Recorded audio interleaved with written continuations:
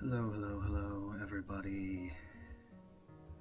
Today is a special day. It's the start of our very last route in Katawa Shoujo.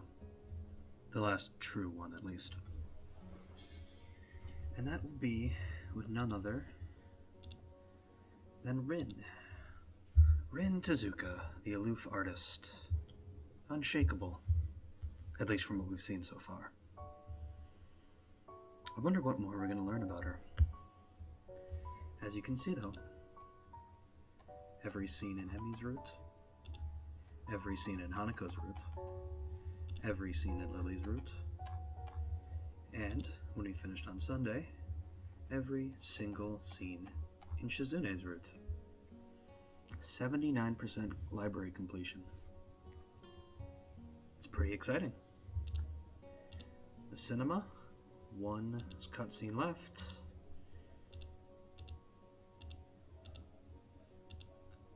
Look at all of... This is all of Rin's stuff that we have not gotten yet. Of course, there's also all the extra stuff that I can't actually show on stream, but I will show the 100% completion CG, which is right here. I haven't looked through these in a while. Let's see how many we have left of these items to get.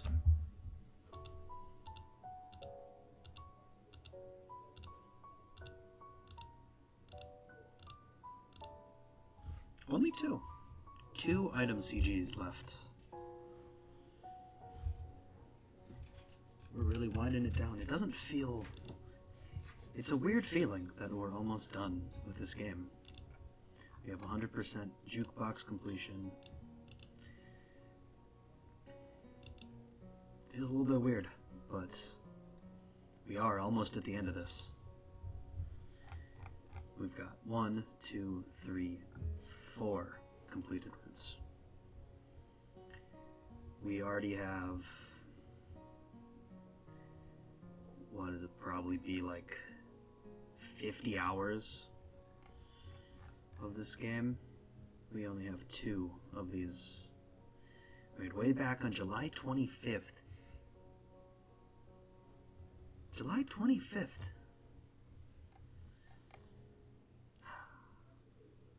But enough of me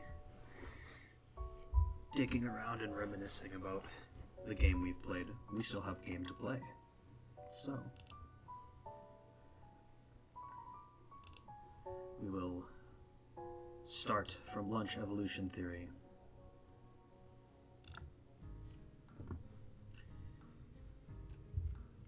Alright, what should we do?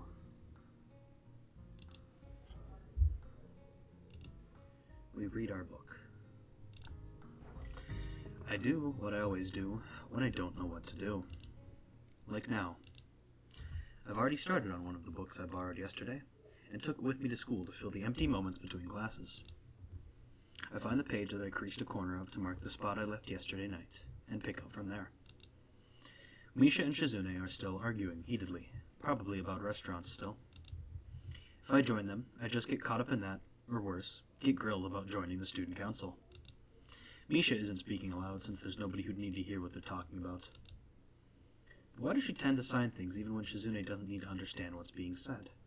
Or even more strangely, when Shizune is not around at all. What an odd conflict of habits. I find it hard to focus on the book, and besides, the lunch break beckons me to leave the dullness of the classroom. I do so, heading down to the cafeteria. Misha and Shizune, having come to a conclusion of one kind or another, follow in my wake, though still talking in their animated fashion. Just around the corner of the hallway, something hits me in the chest with the force of a runaway train. Ouch.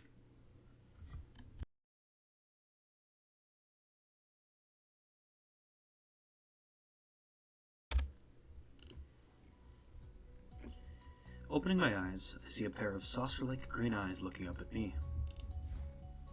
They belong to the perpetrator, a short girl who bumped into me and has now fallen down onto the hallway floor. She wears a PE uniform and a very worried frown. The former strikes me as a rather strange thing to have on during a lunch break. More striking than that, though, is that she doesn't have legs. Or she does, but they are not flesh and bone.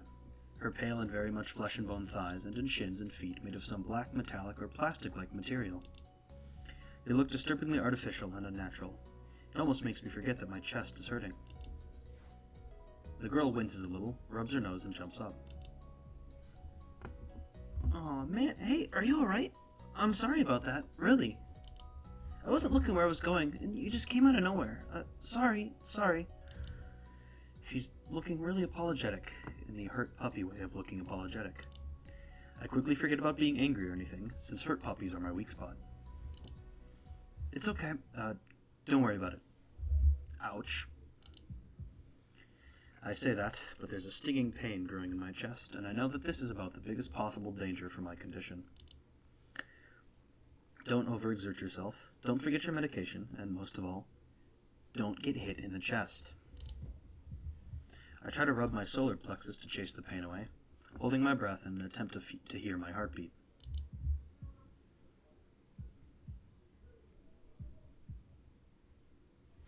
It seems normal. Hey, should I get a nurse? The worried, high-pitched voice of the girl snaps me out of it. I stare at her for a few seconds, dumbfounded, till I realized that I probably looked worse off than I really was, doubled over myself and looking all tense. Damn, I'm overly worried about my heart.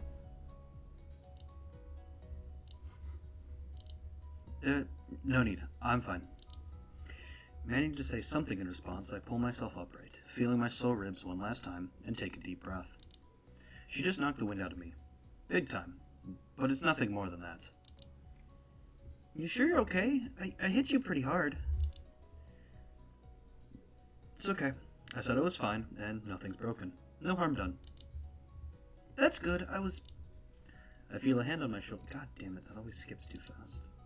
I feel a hand on my shoulder at the same time the girl's eyes widen in horror, and whatever she was saying gets interrupted by a very horrified eep.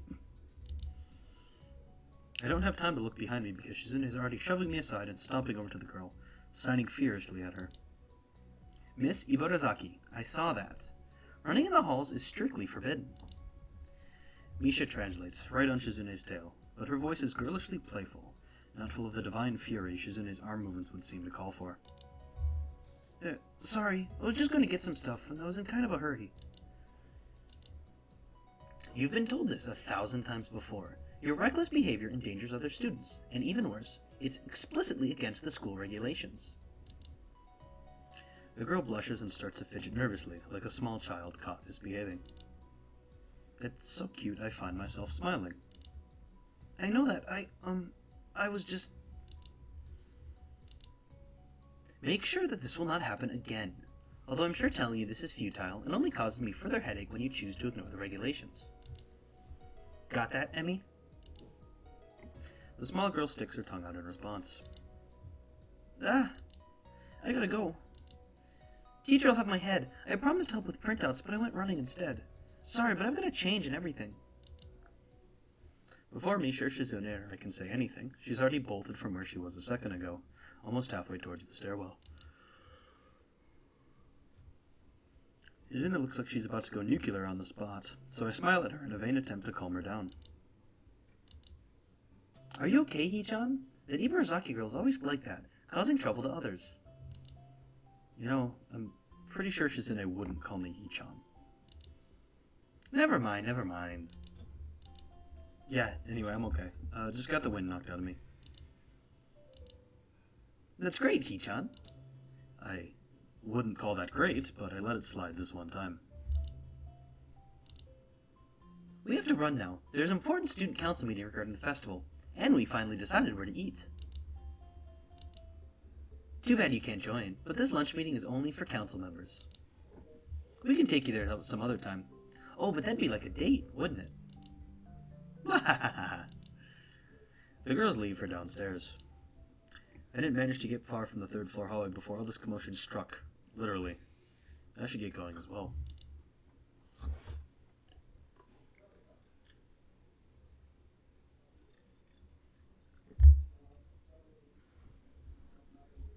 The lunch and the afternoon class pass uneventfully. I I read most of the book I had started yesterday, and eat some of the mostly inedible offerings of the cafeteria. The class is tiresome. The teacher seems like an okay person despite the weird first impression I got, and the material is relatively interesting. However, the way he teaches is really bizarre. It's as if he expects that everyone is a natural genius. When the final bell sounds, I realize that there's still a lot of time left in the day, and I'm left wondering what to do. It's odd. At the hospital, I had 24 hours a day of free time. But here, filling the considerably shorter hours feels difficult. Everyone else leaves, and I'm left alone with the teacher. Mutoya is examining the assignment sheets we were working on earlier, marking them with a red ball pen. Raising his eyes from his paper briefly, he notices me and furrows his brow. What is it, Nikai? I always yawn when I do his voice. I jump at him addressing me, but I guess it's natural to spark some conversation since there's nobody else around. Nothing. Just thinking about what I do after school. The teacher slowly puts the cap on the pen he's holding and arranges his papers into a stack, clacking it against the desk twice. He seems very methodical, and for a brief moment I'm reminded of Shizune, but the teacher is more unhurried and relaxed, much more routined. You have no plans? No, I'd consider joining a club, but I don't know what kind of club would interest me. Go observe a meeting of someone else's club. Might pique your interest. I guess. But I don't know how to continue from there. Mutoya looks at me in a way that makes me quickly want to take the words back to avoid a conversation. But I can't, so I have to forge ahead. I just don't know how to deal with people, the other students. I'm talking to people and everything, so it's not that I'd be isolated or anything. I just don't know what to think about the disabilities. It's like, it feels that I'm being impolite if I pay attention to them, and it feels weird to ignore them. Damned if I do, damned if I don't. The teacher scratches his cheek absent-mindedly, looking very unresponsive. These things are only an issue if you make them one. You can talk normally with someone, even if they're blind or something. Try to look beyond the superficial. There's not a single student here who isn't just a normal kid behind whatever they might seem at first glance. He says the same thing that Yuko did. I know they're right, but it's hard. How can you not consider, for example, Shizune's deafness, when the only way to communicate with her is to talk through Misha? Or Hanako. It's not like you can ignore her face. But I'm interrupted by the door of the classroom suddenly slamming open. Teacher! Misha crashes in, hands straight in an enthusiastic greeting, her voice loud and lively enough to wake the dead from their graves. She starts toward the teacher's desk with her bouncing step, hands energetically swinging with the rhythm. Mutoy, visibly dismayed at the interruption and Misha in general, slumps in his chair. Mikado? I always yawn when I do his voice. I don't know why. Misha stops in her tracks and looks around cluelessly, as if she's sensing from his tone that something's wrong, but has no idea what. Yes? We have talked about volume control before. Yes? But she doesn't lower her voice at all, and the teacher just rubs his eyes. So, what is it? We need help. We're running out of supplies for the festival stands. This is a distress. She waves a pink slip of paper she's holding around. So, go get more supplies from the art room. What's the problem with that? God damn it. Plywood. Plywood is always the problem. Last time we wanted more, there was only a little, but that time we just took it all and went with that. Now there's like none left. There, so do you know where there is some? I don't understand. How would I know? The president, thought a teacher would know if there's plywood. Was she wrong? Mutoy looks like he's in great pain, frowning with his entire essence, and Misha doesn't get it at all. Looking at the two of them communicate is terrible, like looking at a man being tortured by drilling his skull open while blasting pop music at full volume at the same time. I'm afraid I have no idea if there is any plywood in the school, let alone where it would be if there was any. Aw, what should I do? Perhaps try to find Mr. Nomiya? I'm quite sure he would know where to find everything you need. You have to pry them from his cold, dead hands, but that's a different matter. I don't have time. We're so busy. She holds her head with both of her hands, looking as despairing as it's possible for a person like her. Without even noticing, she crumples the note she's holding against her hair. I shouldn't be fetching these things. There's so much to do and we're falling behind the schedule. Mutoi looks at her gravely and then suddenly smiles. Smiling doesn't really fit his face. I think it'd be better if he didn't.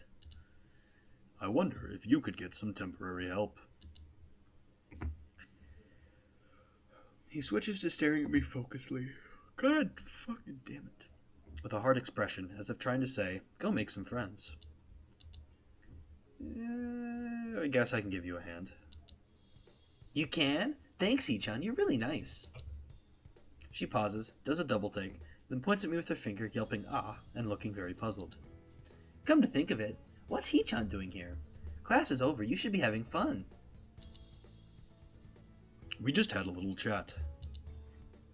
Oh no, it's not detention, is it? Are you in trouble, Hichan?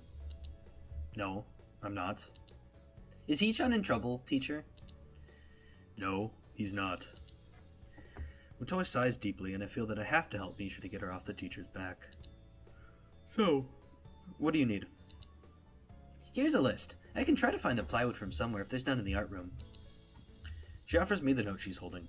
I take it, hesitating a bit. I said I'd help you. This has no implications on whether I'm joining the student council or not. Aww. Still, thanks, Hichan. Try to be quick. We're in a stall-building streak now. We must hurry, hurry, hurry. She bounces out of the classroom, leaving me and the teacher looking at each other with something that feels like a silent agreement. Well, there you have it, Nakai. You have something to do now. Please don't sound so smug. Looking at the list with a number of items ranging from paint to plywood, all written with small neat handwriting that is undoubtedly Shizune's, I heave a sigh. I'll be going then. Waving the long list limply at the teacher, I exit to the hallway.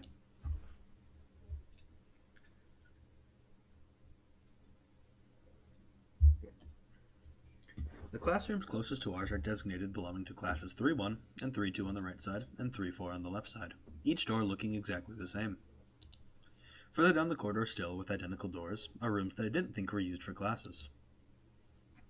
I guess the art room is not a classroom as such.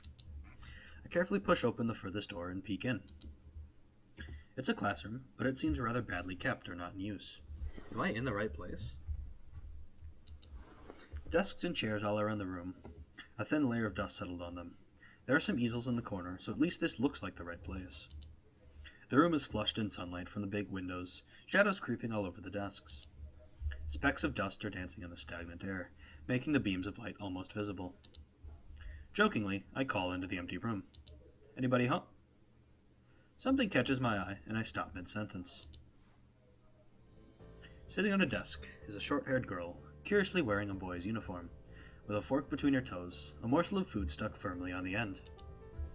This odd way of dining seems to be caused by her apparent lack of hands, but her presence here is what takes me aback even more. How did I miss her before?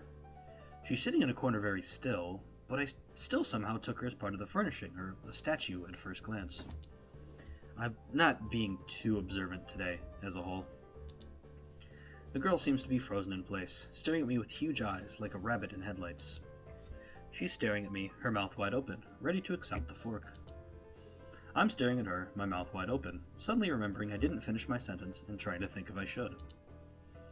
This weird stalemate keeps us both stunned into silence, punctuated only by the wall clock ticking rhythmically. Hello. The girl stuffs the forkful in her mouth and is now staring at me expectantly while chewing. This is a bit awkward. Hello. I was told to pick up some supplies from here, for some festival stalls, I think. I didn't think there'd be someone in here. There isn't. That's why I came here, too. She picks up another forkful. Doesn't that mean you're here, then? She raises her eyebrows as if she was suspecting my observation was false. You are pretty observant. I guess it does. But who are you? This girl is pretty straightforward, isn't she? I'm Nakai, Hiseo Nakai. I just transferred in on Monday. I'm Rin. Tezuka Rin. Rin Tezuka. I won't shake hands with you, but at least we know who we are now. That's very nice. Her deadpan manner of talking makes it hard to determine whether she's joking about shaking hands or not. It kind of bothers me. Joking about these matters doesn't feel appropriate at all. While I'm trying to figure out what's appropriate and what this girl is, she seems to have lost interest in me, and is now gazing yearningly back at her food. Can I continue my lunch? If you don't mind me, I won't mind you. If you need to get your stuff, the supplies are at the back. Go right ahead, but lunch? School's already over for the day. What word would you use then? There is no word for a meal you eat after lunch but before dinner, right? It bothers me very much too, but I don't really know what I should say. I don't think you're supposed to eat a meal between lunch and dinner to begin with. But I'm hungry now, and my delicious box lunch would go to waste otherwise. I have curry. It's very delicious. With much decisiveness, Rid once again picks up the fork between her toes and, with at least as much impoliteness, she points it straight at me.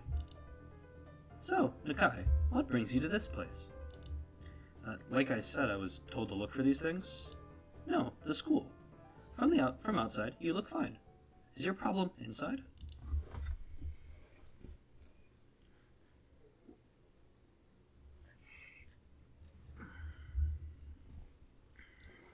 I come to a full stop, opening my mouth but not getting a word out. I can guess. I'm good at guessing.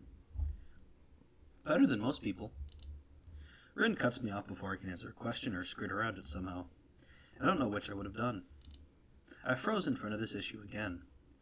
I haven't even told anyone here about my condition, or maybe it's only because it hasn't really come up.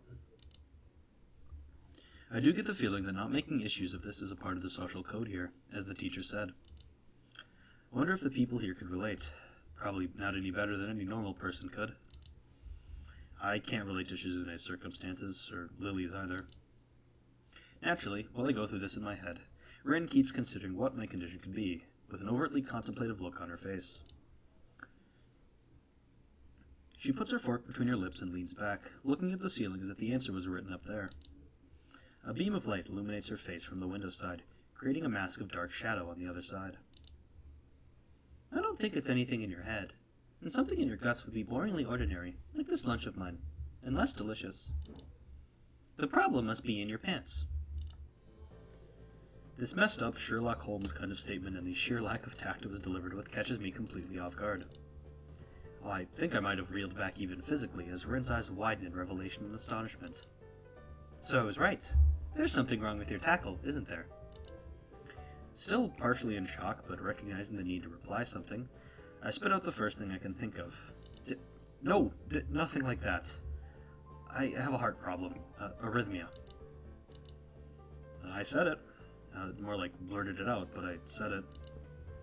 The girl in front of me purses her lips together and glowers at me, looking very disappointed. How boring. Trouble in the pants would have been much more scandalous. What's with this reaction? I'm sorry to let you down. I forgive you. I collect people, and a person with, that kind of problem would have been really great. Collect people? People with different problems. So you just, go around asking people what's wrong with it? Pretty much. I see. With little left to say, Rin resumes her lunch and the conversation dies away. But I keep thinking about what was said. It's the first time I told anyone else about my condition. All the other people have either known about it already, or heard about it from someone else. Or didn't need to know about it, like every other student here so far. Should I have told it as a natural part of introductions? Is it expected of me? Hi, I'm Hiseo. I have a very serious heart condition. Is that how I'm supposed to go around introducing myself from now on? As if our disabilities would define us. What a disgusting thought. Or maybe this Tezuka girl just has an unnatural interest in such things. As I walk to the back of the room to pick up the items on Misha's list, a chance opens to study Rin from the corner of my eye. Her hair is a burnt problem. Her hair is a burnt auburn. Almost orange and cropped short. Long hair would probably be impossible with no arms. The boy's uniform and the lack of arms makes her look thin, almost scrawny. She's not particularly pretty, except for her murky green eyes, which flicker restlessly from below her short bangs, even when she eats. The distance and the shadows make it seem like they don't reflect sunlight at all, but instead absorb all of it within them like deep wells. She moves her feet almost as deftly as a normal person would use their arms. However, I can see how this sight could discomfort people, especially while eating. It makes me feel a bit uncomfortable, at least. I hesitate to think about the word unnatural, but it's too late now, isn't it? I keep searching the cabinet and shelves for Misha's things, but after enough time passes, the silence grows too uncomfortable, so I try to force some conversation out of this strange girl. So, do you always eat alone? And this late? Or do you get the occasional visitor? Visitors. Maybe you are my first occasional visitor, but I don't always eat alone either. Sometimes I eat with a certain person on the roof, if she's not horsing around. Horsing? She likes to do sports. Oh. And that's all I can think of to say.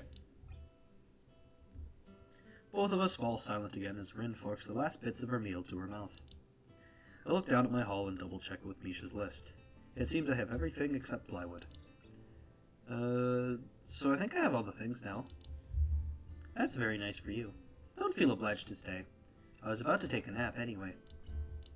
You need to do whatever you're going to do with that stuff anyway, right? Or perhaps you like to watch girls sleeping. I'm not sure what to make of this, but Rin looks serious. Even if I did, I think I have to be going. I'll catch you around, Tezuka. You can call me Rin.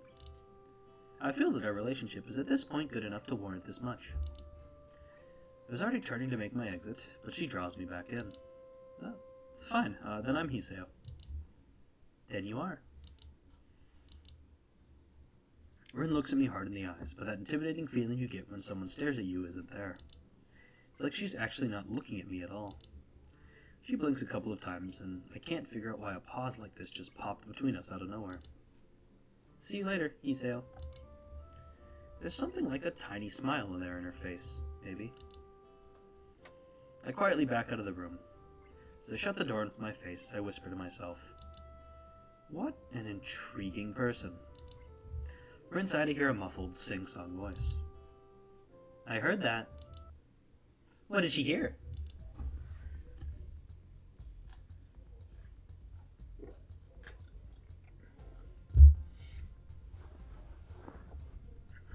I jump at the sudden appearance of Misha, who I hadn't heard approaching despite the completely empty hallway. Somehow she had gotten to jumping distance of me without making a sound. Creepy. It briefly reminds me of Kenji's nutty theory about a global feminist conspiracy, but I pushed that thought aside.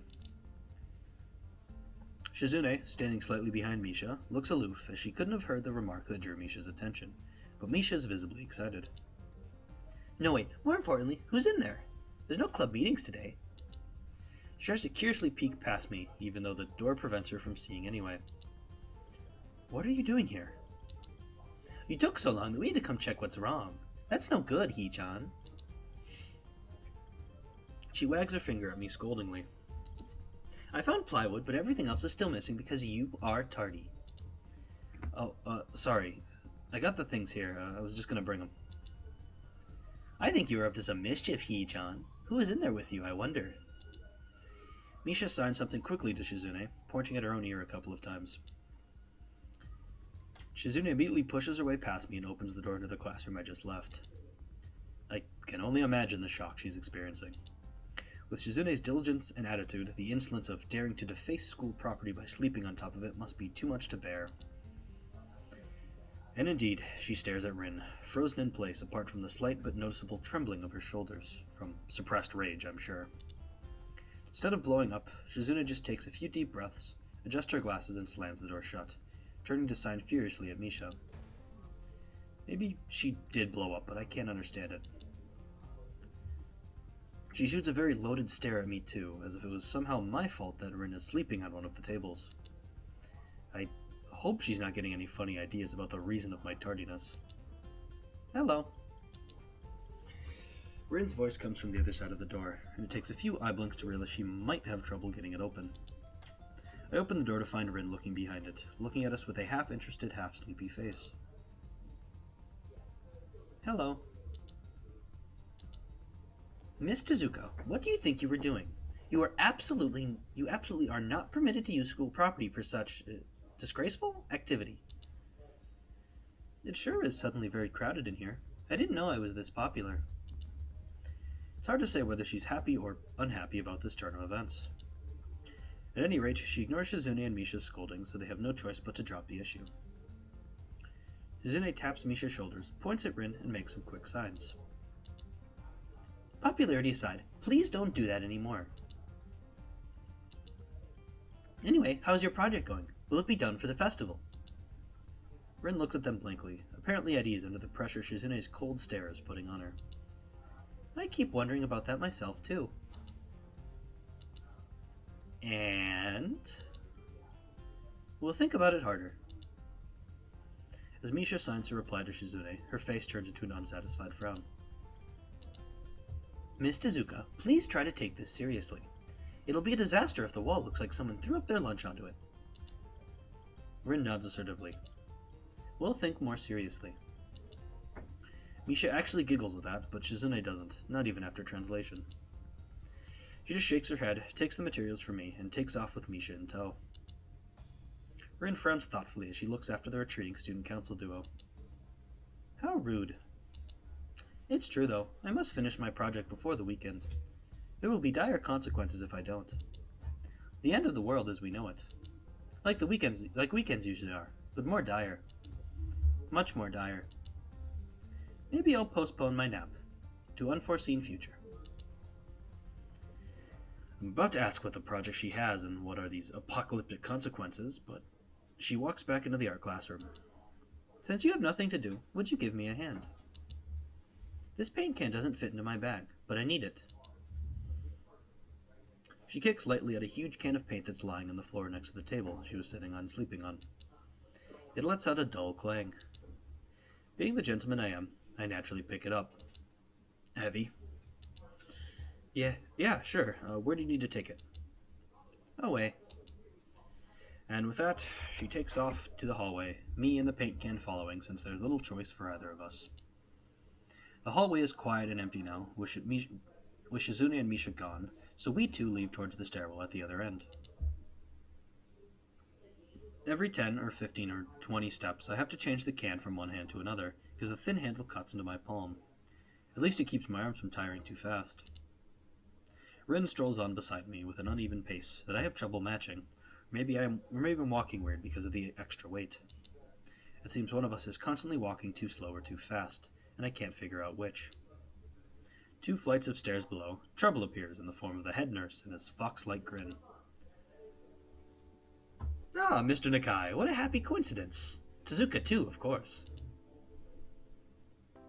He nods courteously to Rin, who does not acknowledge him back, then turns to me because obviously it's me who he had some business with. There is something I forgot to mention on Monday. I nod and wait impassively because I can't even begin to guess what he forgot. The feeling of the handle delving deeper into my skin doesn't make me feel enthusiastic about this interruption either. It's about your medications. Since you haven't been that long on your current medications, there might be some unexpected side effects, which might require adjusting dosages or even changing to another kind of medication. So we will do a few tests regularly, but what I'd want is for you to keep an eye on everything in your condition that feels off, if you get what I mean. Nausea, headache, anything. And come see me if something happens. Alright. So how are you? Everything fine? I give up and drop the can to the floor before answering him. Apparently this takes longer than my biceps can handle. I'm about to say something generic as an answer, but then I realize how often I've done that lately. Other people have asked me that too. Teachers and students here, my parents, visitors, nurses, doctors at the hospital. Everyone seems to be concerned about that. It's natural for a hospital, not so much for a school.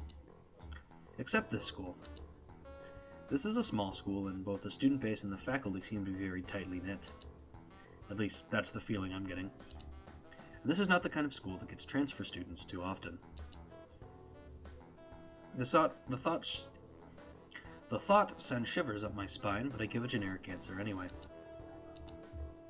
That's great. Also, one other thing. My sources tell me you've been at neither the school track nor even the pool, so I'd like to know if you've taken up exercising as I asked. Of course I haven't, but his way of inquiring gives me the feeling that I should have been running my ass off on the track since the very first day. You have people spying on me. Not as such. I just happen to know a few people. But that's not the issue here, so don't try to slip out of it. Well, I was actually just doing some improvised weightlifting as an exercise. I pick up and lift the can up and down a few times, like some sad imitation of a bodybuilder, even though it's weighing down on my arms painfully.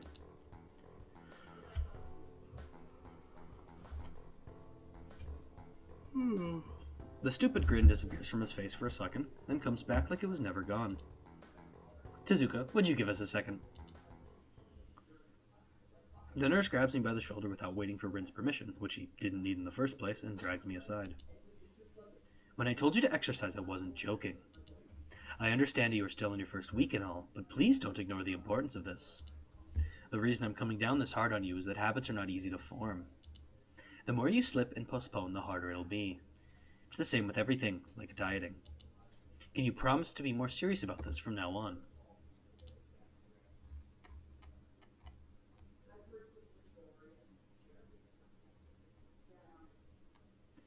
The answer is always yes. Yeah, I promise. Definitely. He studies me for a moment, then shrugs, smiling again. Okay, that's more like it. If you go to the school track tomorrow morning, you'll meet my spy, who probably has no qualms offering consultation to you if you want to jog a bit. Consultation? See you around.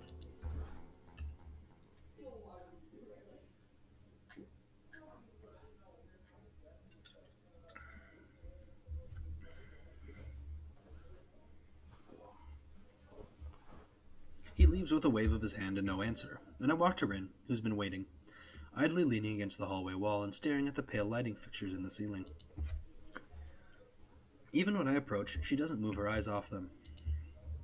Are you getting medication for your heart thingy? Were you listening? It comes out more accusatory than I intended, accidentally lashing out on her. But even so, I don't really want to start talking about it. I just met her, I don't know her. It's not her business. The nurse seems to be happily ignorant about confidentiality, too, talking about that kind of thing in public. But it's not Rin's fault, is it? I look up at her, suddenly feeling a bit guilty, but Rin is just staring past my shoulder quizzically, her head tilted like a bird's. I don't know why this is so hard for me. Feels like there's some inexplicable lock that prevents me from being more upfront about this. Yeah, they're for my heart. Will they make you better? No, not really. They just make me a little less worse. Rin looks at me for a while longer, and she neither says anything further nor displays any kind of emotion I could discern. I'm thankful that she doesn't. I think I'm still not quite used to all this. At the hospital it was easy, but I still haven't sorted my feelings about having to live a normal life with this disability. We leave the main building, and Rin leads us onwards towards the dorm. We stop at the small patch of greenery in front of the dorm building. The dorm is built on a slightly elevated ground, with a wall and a few trees that everyone has to circle around every time they come or go. It's probably the only inconvenient design in the school. The entire wall, made of the same kind of bricks as the building itself, has been covered with some sort of a painting. Most of it is still mere sketches, quick lines drawn with black and white against the gray plastering that covers almost the length of the wall, but some places look a bit more finished. There are human faces and legs and hands. I can't quite say what the painting as a whole might portray. Stacks of what seem to be paint cans are arranged in piles on the ground beside the wall. See, the left side is hardly off the ground yet. It's because I couldn't get in the mood yesterday, so I gave up and went to meditate instead. Then it was suddenly morning. I have to work on it, but the guys from art class are helping with the negative spaces and the base surfaces whenever, which is a problem. It's easier to paint big areas if there are a lot of people, with hands. The reach is better, and it's faster, too. She goes on a tangent of a tangent, waving a little with her arm, whatever of it there actually is, to demonstrate even though I got the point already. The white cotton of her sleeve flaps around, and it makes me think it could look sadder than it does. But it makes me feel out of place, like almost every tangible reminder of the student base's special properties has in the past few days. This girl doesn't notice my jury feelings, of course, or the fact that she lost me a while ago already, and just keeps on blabbering. So that's why I'm trying to figure out if there's something I need to figure out, and then figure that out before it's too late and all hope is lost. Why would the hope be lost? Because paint has to be painted, and then it has to dry, and then it has to be painted over with another kind of paint. It takes time. She finally stops, apparently thinking she made some kind of a statement that makes sense. I think it's best to start from the top. So, this is your project? You did this? Yes. Yes. All of it? Yes. Nice, but... I stumble with my words, suddenly feeling like I've walked straight into the minefield of political incorrectness. It's okay, you can say it. I probably won't get mad. I blush really hard. I don't really know what would be the right thing to say, if any. It feels like I'm way more sensitive than Rin is, though. This is really awkward. Don't you want to ask? How do you paint without hands?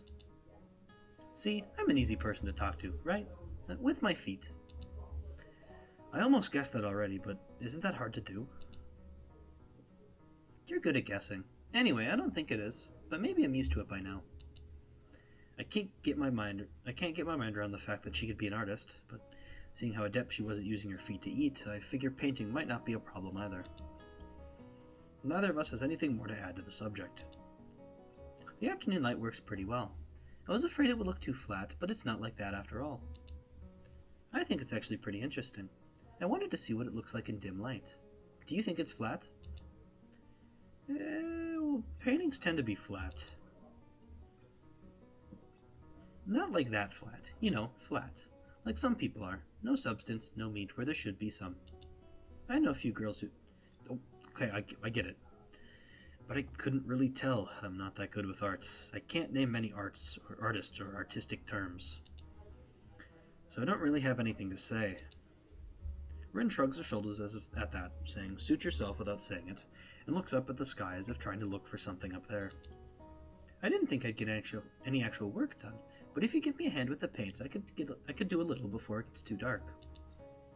I wanted to get a halogen lamp, like the ones they have at the sports track, but there aren't any.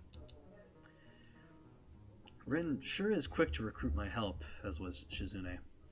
It really makes me feel that the festival is such a big project that every pair of hands is needed. Why not? I'm not really sure if I can be of any help, though. It's just mixing some paints. You can do that. Probably. Do you have motor control problems like, you know, those people who have some? Cerebral palsy, maybe? Not that I know of.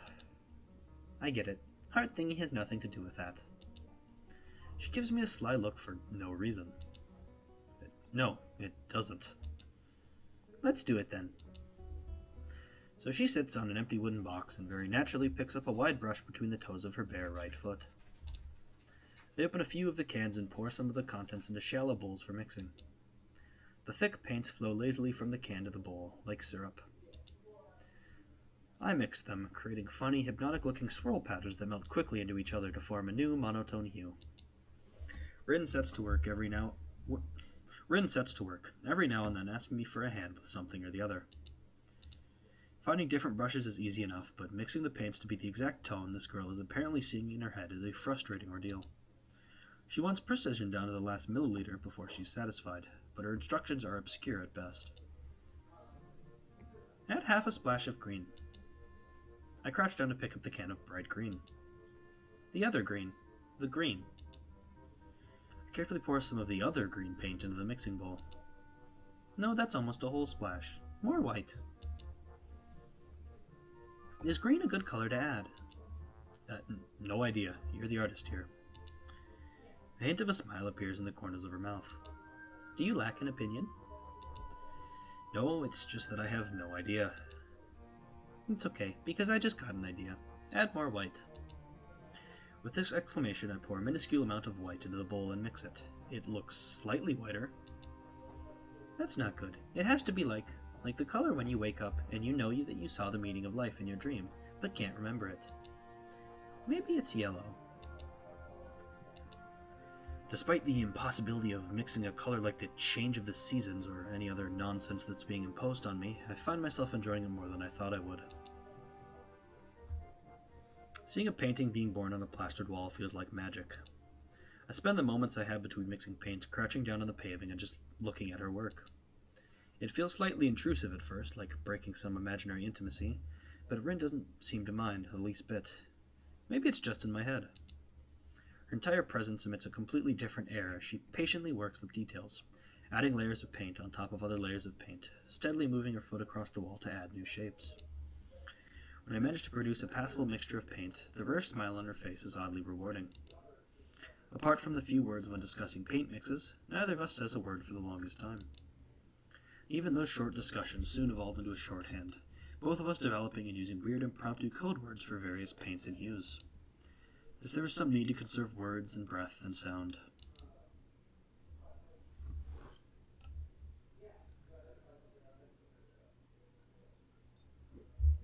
We stay there late into the evening, until it becomes too dark to paint properly.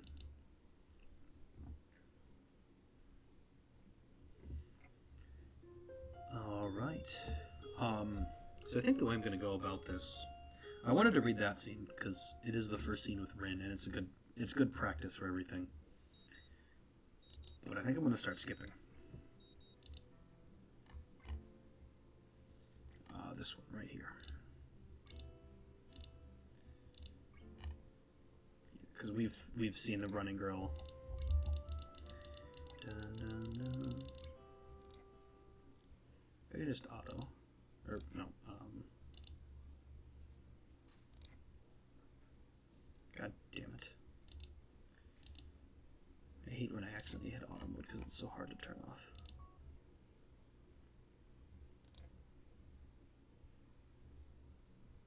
Why did it start me there? Whatever. Okay, skip mode, yes. Running on the track with Emmy. What a fun start.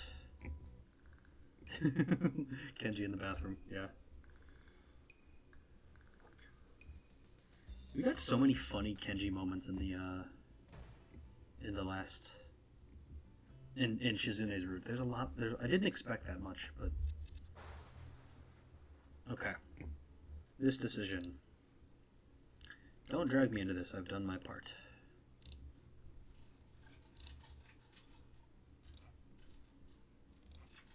We've already seen this as well.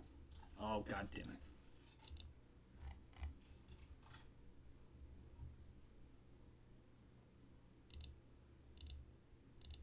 It's always a mistake every time I hit auto mode.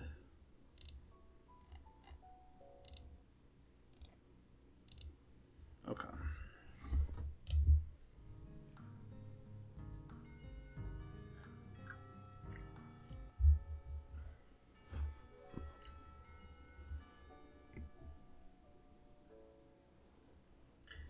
She might be slacking off somewhere, just like Kichan.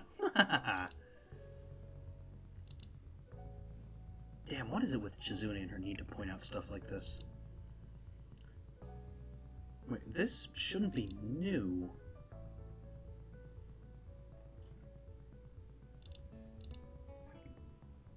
Okay, yeah.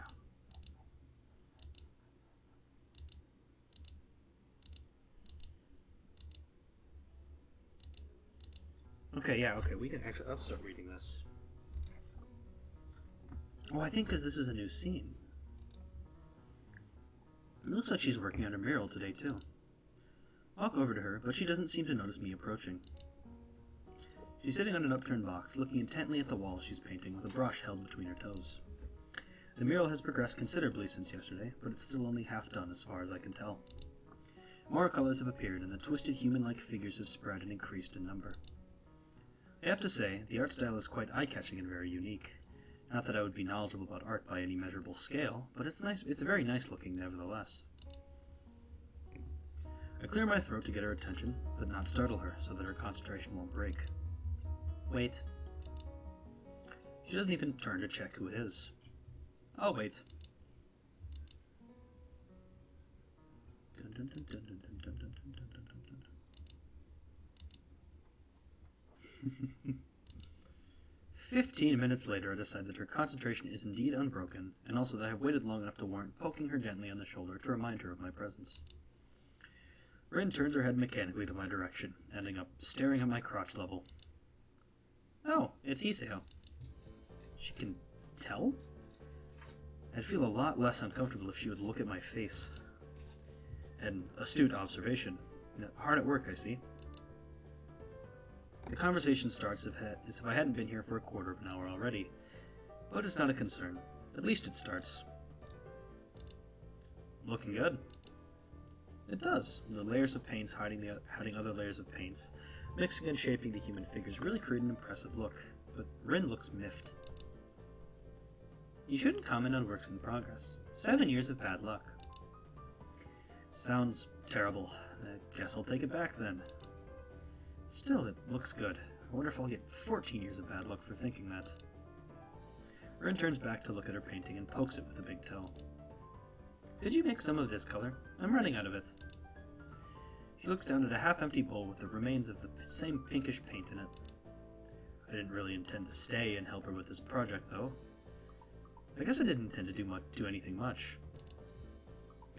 I look at Rin. She looks emptily back at me. Just this once.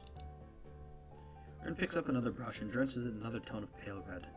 There are dozens of similar bowls all around her working area. From the looks of this scene, she could have been sitting there for hours.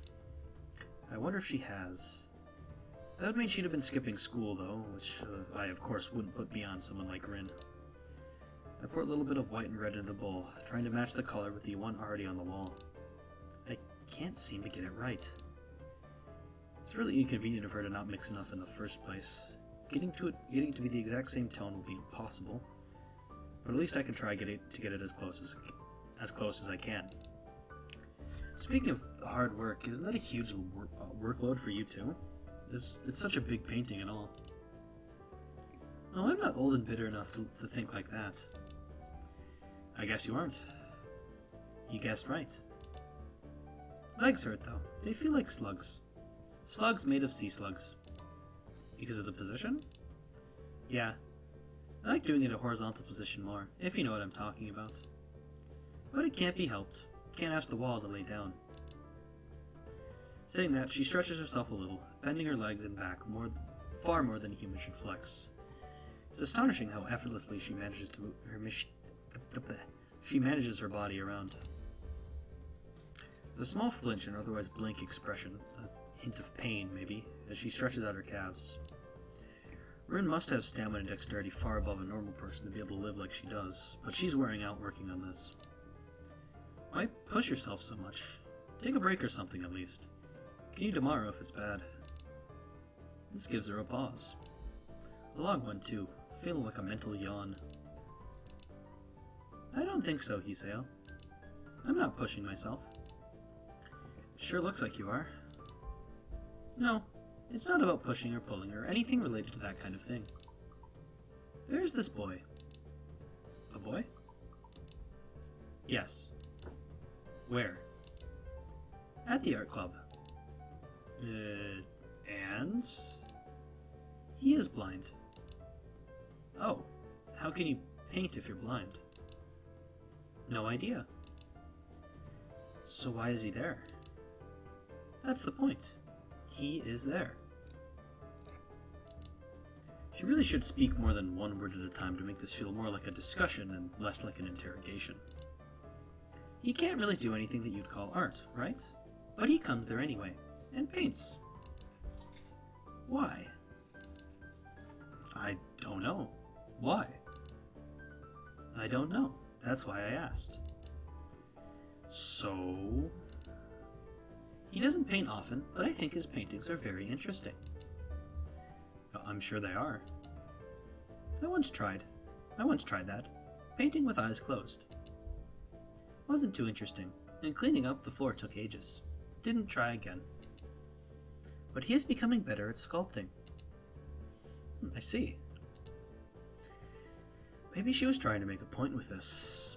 Maybe she forgot she had one. Seems like the art club is full of interesting people. Not really.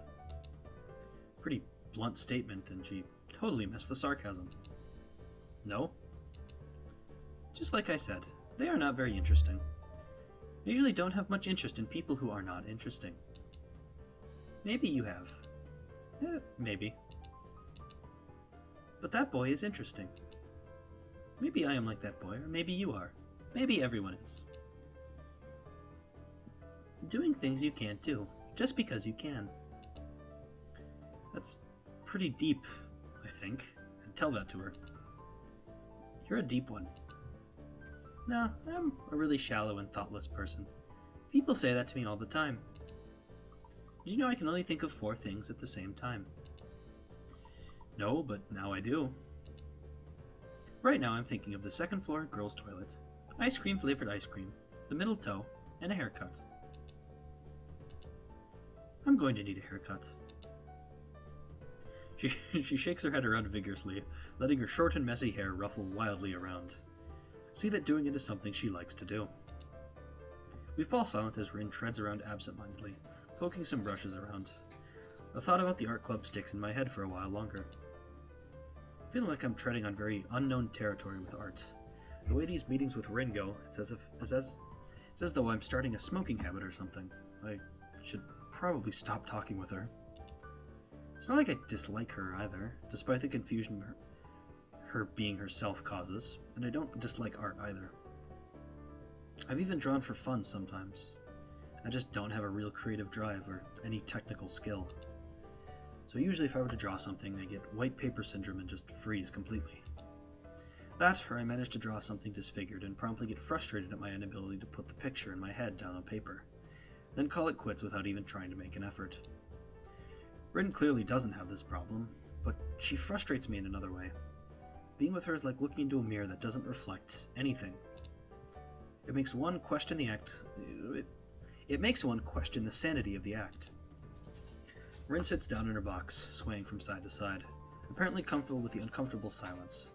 She's staring at me again, or maybe over my shoulder. I can't quite figure out where her eyes are focused. I'm thinking of leaving so she can carry on working undistracted, and that I can do whatever I'm going to do alone. It's not like I have anything that must be done today. Oh, shoot. Who? Who? Nobody. I just forgot to tell Hanako that Lily was looking for her. Do you know her? From my class? Oh, her. The mystery toilet girl. That person is funny. I saw her going to the toilet 5 times during one recess 3 weeks ago. I'm sure it's the world record. It was very mysterious. That's why you call her mystery toilet girl? What other reason could there possibly be? Well, if there is, it's an eternal mystery. I didn't follow her in there. Maybe it was the week before that. Could have been. Looking at her makes me hungry. Don't say that. At least not around her. Rin turns to look at me blankly, as if she's not sure why I reproved her. But she doesn't acknowledge understanding any more than before, so I give up at this point. So you want to go dinner then? No, not yet. Rin has turned her hungry gaze back to the wall, looking slightly more energetic, or at least slightly less lethargic than she did before.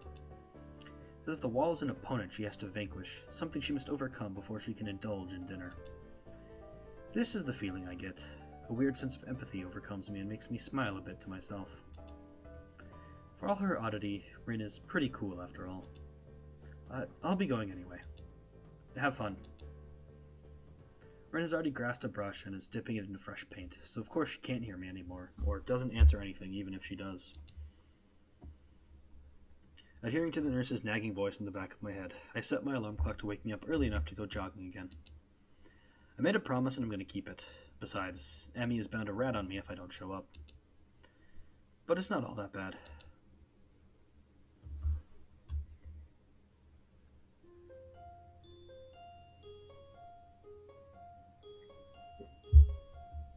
Yeah, so I think I will read all of the Rin scenes.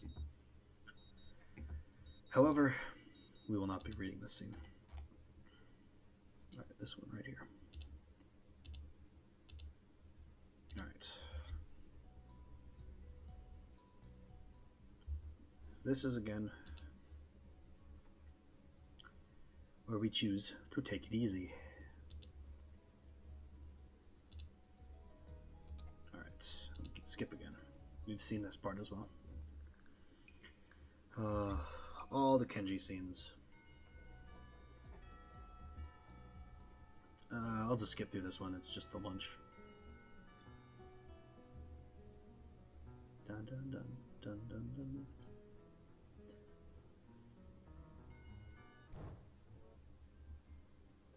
Oh, this one, yeah. I forgot that this kind of happened. It's been a little while since we... Okay, we're going to read this one because I like this one. Also, I haven't done a Lily voice this time, so... what are you doing here this late? I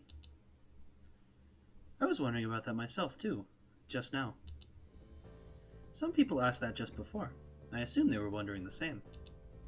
I didn't know. They didn't know either. I asked. That's why I'm wondering. So that was pretty much it. It's a murder mystery without a murder. They were going that way. She turns facing to her right in order to demonstrate the direction the other people went, as if that was important, then rotates back like a mechanical puppet in one of those overly complicated clockworks. For a person who gives an impression of being the quiet type, Rin really does use a lot of words to say things that don't need a lot to be said. Unsure if she's finished, I say nothing. Neither does Lily, who seems equally robbed of words for the time being. I think that both of us are, in fact, just scared that any response might provoke her to continue. Our stupefied lack of reaction doesn't faze Rin at all. She keeps looking at us expectantly, a calm hint of expression on her blank face. She seems to be that kind of person, always so relaxed, as if bull-elephant-grade sedatives were flowing in her veins in the place of blood. Do you have amnesia? I don't recall you having anything of the sort, though. No, I don't think it's like that. The other passerby were probably just worried, though. You do look really lost, the way you're standing in the middle of the street. Oh, I see.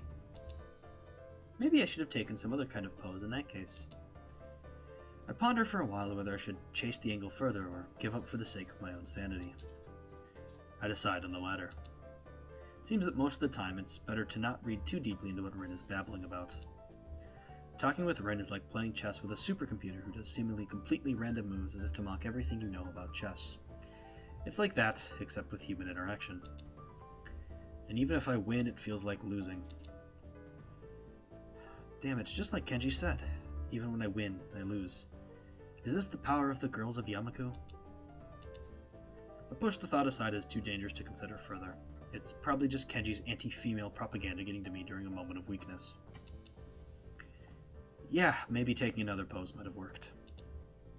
So, anyway, you have no idea what you're doing here? She frowns, looking extremely displeased at either my question, its consequences, or the answer she's about to give. I do have some idea. I can't really tell what kind of an idea.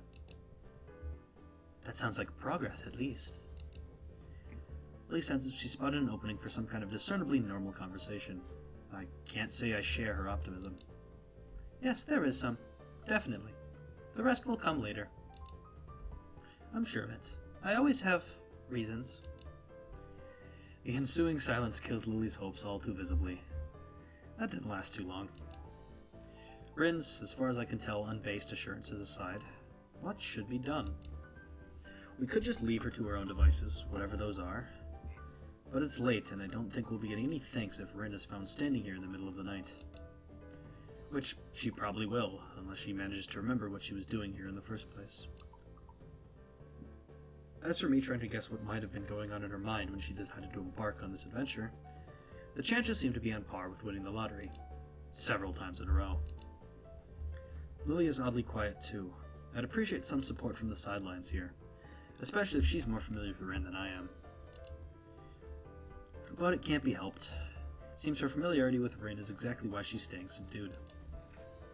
So, I assume you were going somewhere, not coming back to the school. Any idea where? Her eyes widen in shock, and she jolts back in a somewhat artificial way, making it seem like an act rehearsed for situations like this. Are you a mind reader? Is that your disability? How unique. No, what? Why would you think that? You knew what I was doing. It was just an educated guess. We walked the same street in the other direction just before, to get to the store. If you were going to the school, we would have met you on the way. Oh. She looks a little disappointed. Like Kenji, Rin appears quick to jump to completely irrational conclusions. Maybe it's something in the water here. Make a mental note to stock up on soft drinks. You know, this is the second time this week that someone's asked if I was a mind reader. Do I really give off that impression? Rin shrugs her shoulders, which is all the answer I get. You know, maybe you should come with us back to the school. Lily interjects as I'm about to further debunk my alleged mind-reading capabilities. She sounds rather concerned, with a paper-thin smile on her face badly disguising that fact. Maybe she came to the same conclusion I did. For everyone's sake, I decided to let the mind-reading topic drop. It's entirely inane anyway. Yeah, Lily's right. If you can't remember, there's no point staying here. Rin considered this rather simple deduction for a moment, then nods. Okay.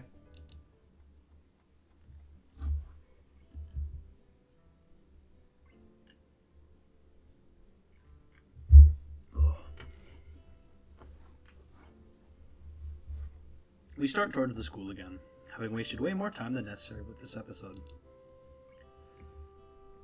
Rin walks around the edge of the sidewalk in her rhythmic way, looking like a mix of sleepwalker and rope dancer, while Lily keeps one hand on my shoulder, tapping at the ground with her cane. Tap, step, step, tap, tap, step, step, step. Apart from that and a few fragmented beginnings of conversation, it's quiet. Quite apart from the relaxing one into town, at that. So, how's the mural going? We are going to get bad luck. Never talk about works in progress. I'm sure it'll be wonderful. Bad luck. Tap, step, tap, step. She doesn't care to talk about it. Lily's politeness feels out of place for the first time. Step, step, step. The hill Yamaku rests on top of is surprisingly steep, going uphill. We slow the pace, but I still feel my pulse rising and breathing getting heavier. Almost there. I can see the gates already. More than that, though, I notice that Lily's hand slightly tightens on my shoulder. Interpreting it as a gesture that she wants to ask something, I speak up. Anything wrong, Lily? I resist the urge to say, aside from our traveling companion, but only just. For a moment, she seems to debate whether she should even bring it up, but goes for it anyway. Is everything all right? All right? How do you mean? The fact that I can't interpret her incredibly vague question puts her off for a second. It's just, you seem unusually tired, I guess. Now that she brings it up, I notice that my breathing is strangely heavy. The uphill walk has really done a job on me. Lily noticed it all too quickly.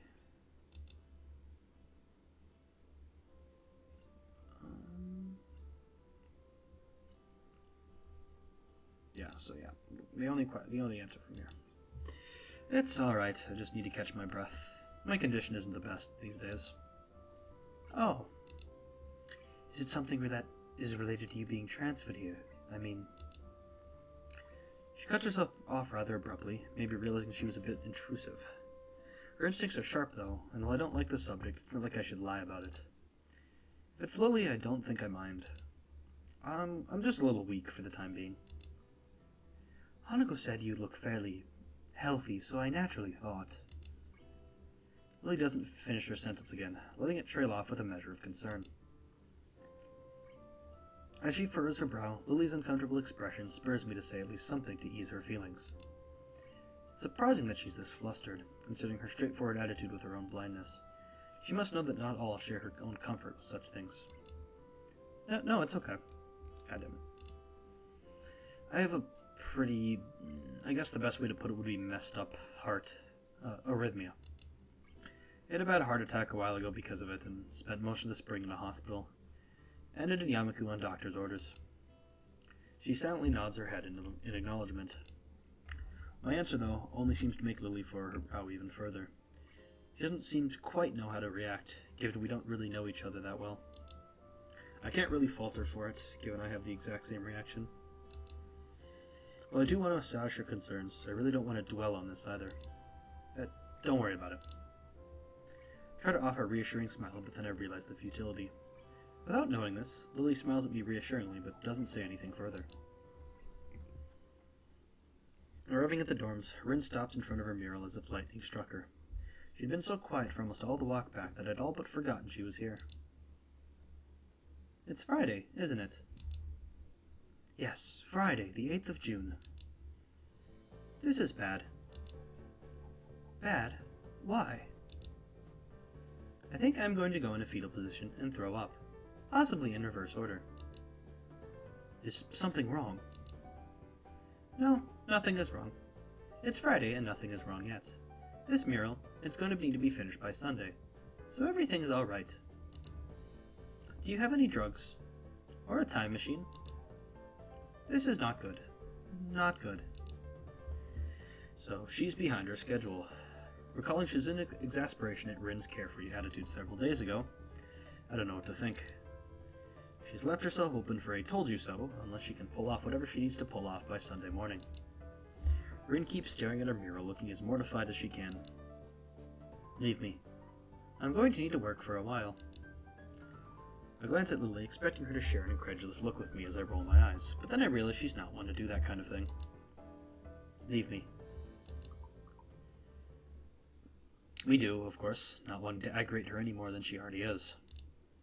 There's a churning bad feeling in my gut. Rin sure has a knack of making people feel worried about her. She seems like a person who should never be left alone. Maybe we should call someone. She sounded like she was going into shock or something. I'm sure she will be just fine. She's how to say... Lily cocks her head a little, trying to find a polite way of calling Rin crazy without calling her crazy. Unique? Yes, a very unique person. I guess you could say that. She giggles at the notion melodiously, nodding in agreement. Sorry about leaving you stranded as you talk to her. I don't really understand her, so I keep my distance. So my guess was right. Lily offers a slight, apologetic smile as if she was sorry that her own shortcomings had prevented her from becoming closer to Rin. I'm not one to blame her. At all. Lily lets slip a long breath, probably a disguised yawn. I imagine she's as exhausted by all this as I am. I'd better leave now and give these to Hanako. Thank you for the company, Hiseo. She smiles very sweetly at me. It feels different than normal, despite the fact that she seems to be smiling so often. Can't put my finger on what the difference is. It's just different. Relaxed, I'd say, but that's probably just relief of getting rid of Rin. Maybe. Yeah, good night. Say hi to Hanako for me. I will. Oh, good night.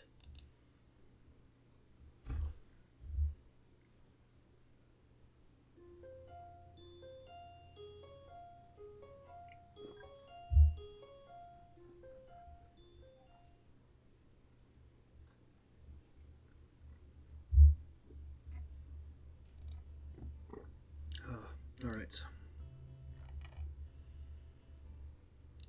I'm gonna go get some more water.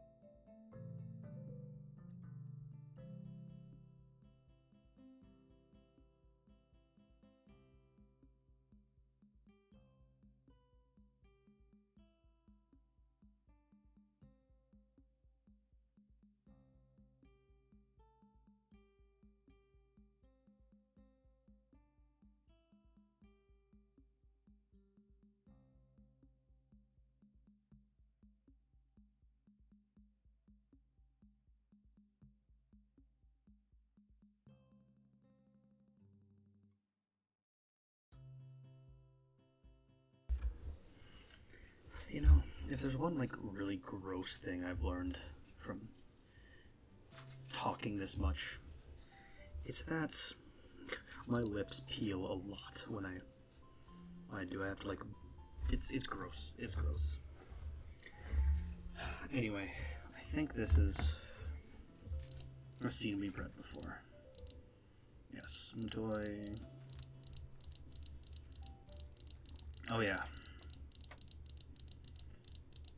Yes, talking about things. Dun, dun, dun, dun, dun, dun, dun, dun, dun, dun. Same old scenes.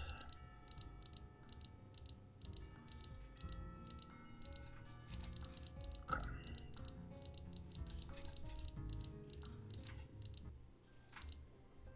Yes.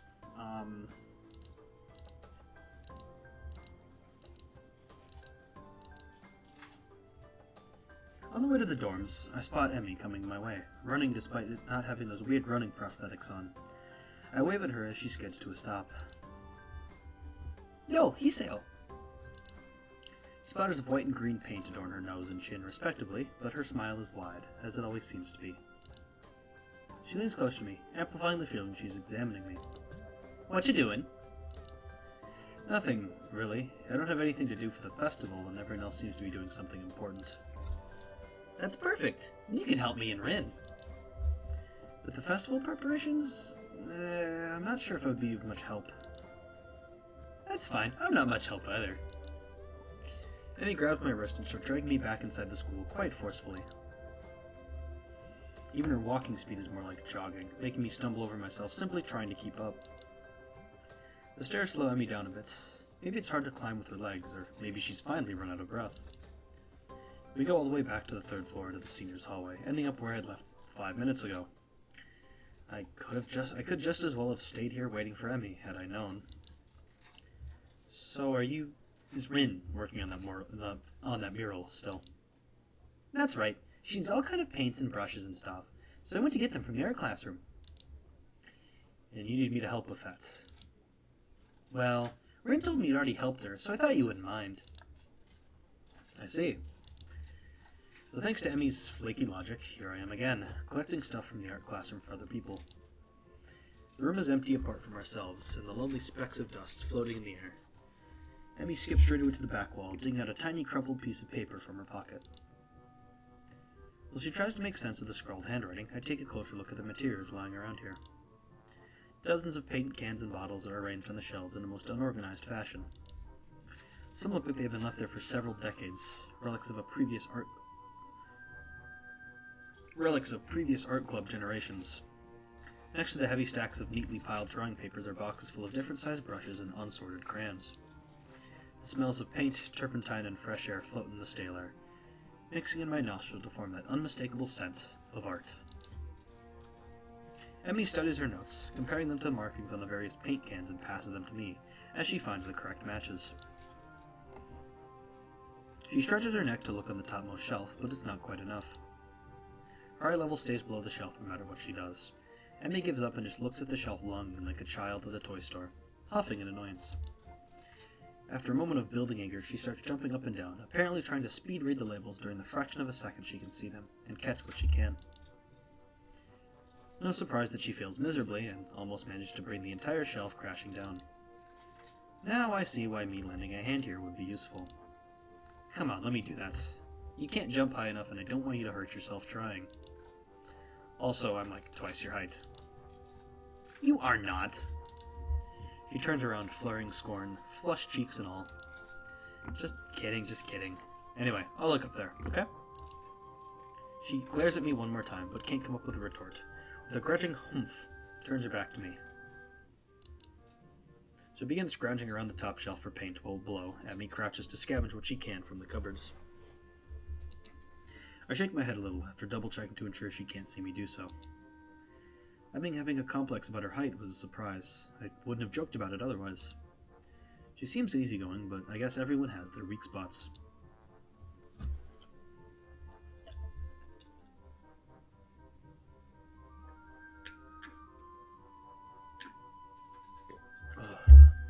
Only after we have almost all the items collected and spread out on our desk like a treasure hunter's spoils do I realize that it wasn't necessarily the height job that got her riled up.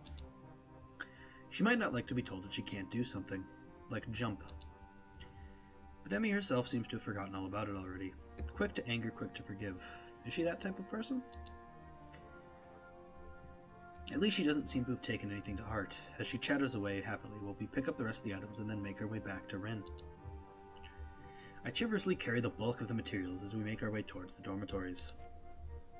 Rin is really stressed about getting her painting done. It's her own fault, though. She really should have started earlier. Is she gonna make it? No idea. It looks good to me, but with Rin, you never know what's going on. I found her this morning lying in front of the dorm in fetal position. She hadn't slept all night. I can't believe the night nurses did. I can't believe that the night nurses hadn't found her. And now she's painting again like crazy. Yeah, I've noticed that she comes off as kinda unhinged, so to speak. Emmy giggles at that, as well as my likely too obvious awkwardness. I don't mind it. She's just a little weird sometimes. On that I can agree with her. Unlike me, Emmy seems to be cool with Rin's whatever it is that feels so off about her.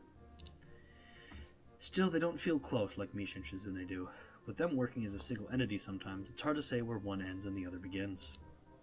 Even though they're so different, just like Emmy and Rin are. And Rin is the most different of them all. Different from anyone else I've met. Yeah, I guess she's a very unique person. I return to that word again, as if it encompasses Rin's personality by itself, but really it's just a substitute for a lengthy description of her oddities. Emmy giggles as I grasp out for a properly descriptive word. She's just weird. You know, earlier she just spent half an hour sitting on her box, and stared at her toes. She giggles again in a way that makes me think she doesn't know what's funny about it, and it just is. All that time. The working area is a mess, but the mural itself has taken over even more of the wall since I last saw it. The disfigured human faces have been mostly colored in tones of red, pink, and orange, weird, imaginary things populating the spaces between. It looks nice. I can't think of any word that would describe the work concisely and comprehensively, so I settle myself on a nondescript nice. But honestly, it seems like the area around the wall becomes untidier at the same rate as the mural progresses. The ground is littered with dozens of paint cans, various art supplies, and empty soda bottles. Rin herself is in the center of this chaos, standing there looking very cozy, as if she was a natural part of the scene. Her pant legs have been rolled up to her knees, exposing her thin legs, which sport a drying spectrum of war paintings, similar to those on Emmy's face. Emmy sprints to Rin ahead of me and gleefully jumps in front of her. I'm back! That was fast. Did you run in the corridors again? Hiseo helped me. Emmy points victoriously at me. Rin turns around, following Emmy's finger with her eyes, looking at my general direction. She nods absent-mindedly at me. She looks like she hasn't slept since last night, a vacant, glazed stare that's focused slightly off me, and movements like in a slow-motion movie. Hello, Hiseo. Thank you for the help. Don't mention it. I just did. Never mind. Looks like you've made progress. Looking good as far as I can tell. But now you get more bad luck. I know, but I'm willing to take the risk. That's a very nice thing to say. For me, of course. Not for you. This is why our artists are always unlucky. They have to constantly look at their unfinished paintings.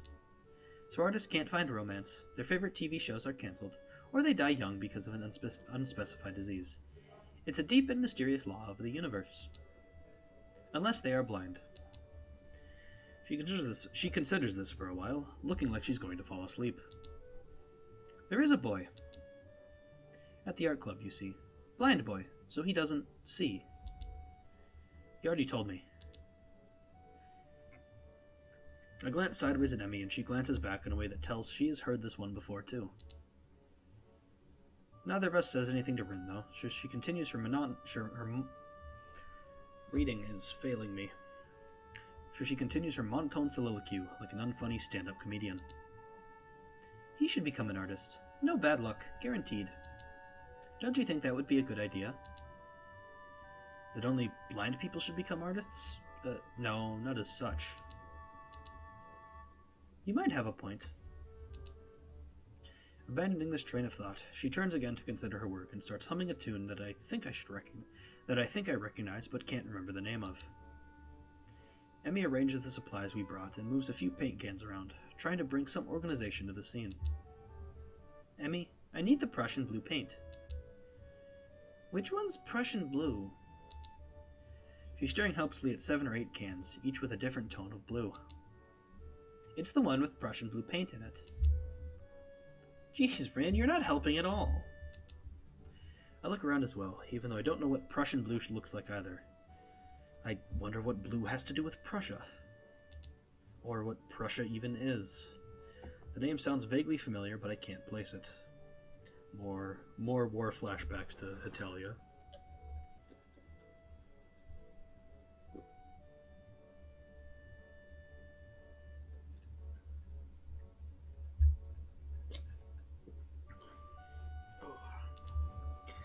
While none of the labels look more Prussian than the other, the small print on the label is legible enough to determine that none say anything about the contents being Prussian.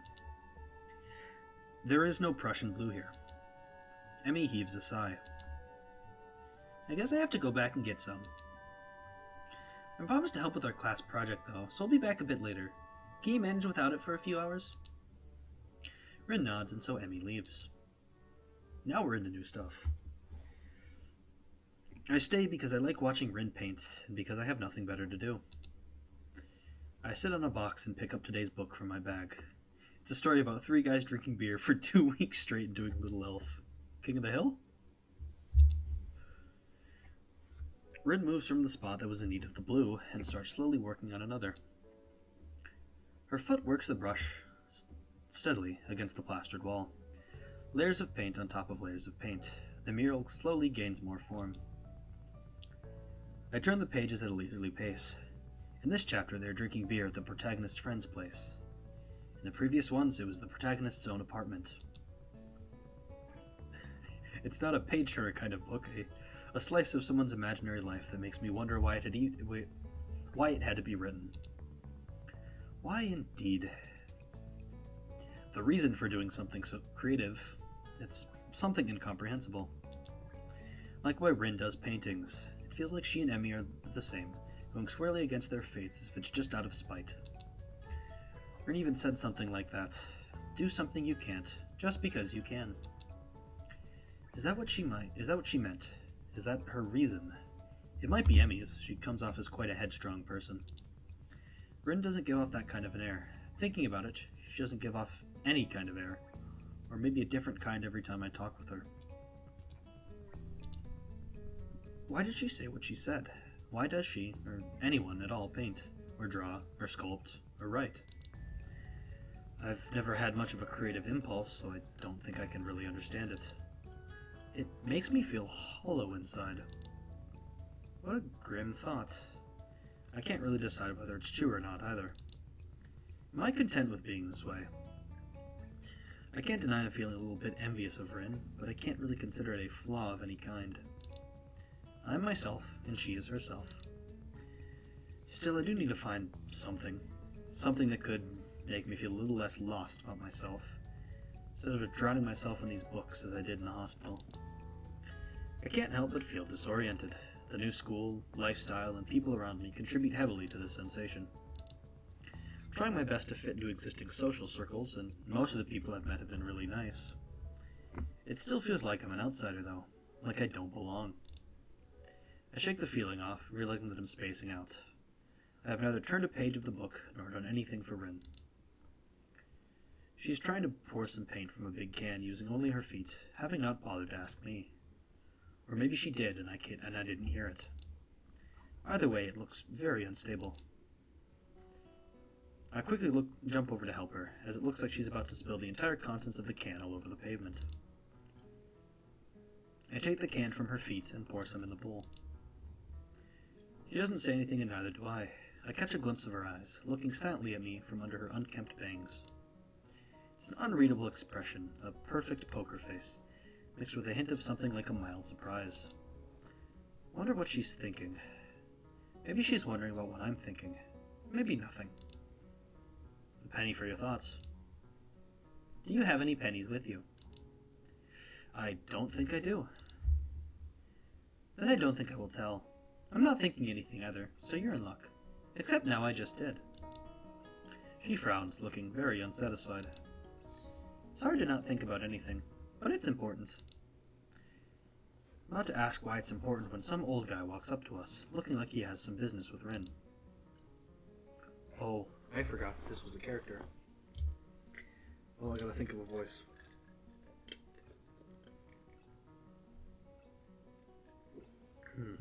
Old but eccentric. Good afternoon! How's it going? That doesn't work very well. That's like almost Shizune's father. I can make it. Rin doesn't take her eyes off the wall and responds so naturally that I can only assume they know each other. I haven't seen the man before, so I naturally wonder who he might be. Maybe a teacher. His hair has faded to a silvery gray, so much so that it looks artificially dyed. I hope that's not the case. Small round glasses hang on the bridge of his nose, but it appears he's constantly looking over the lenses rather than through them. He's studying the mirror intently over said glasses. Good, good. What bold composition you have here! He moves to inspect the mural closer, talking to himself about it in a way that makes it obvious he wants us to hear it too. Very good indeed.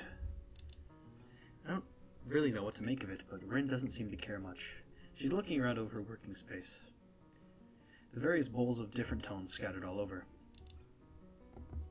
Hiseo? A little more of this. Give me a second.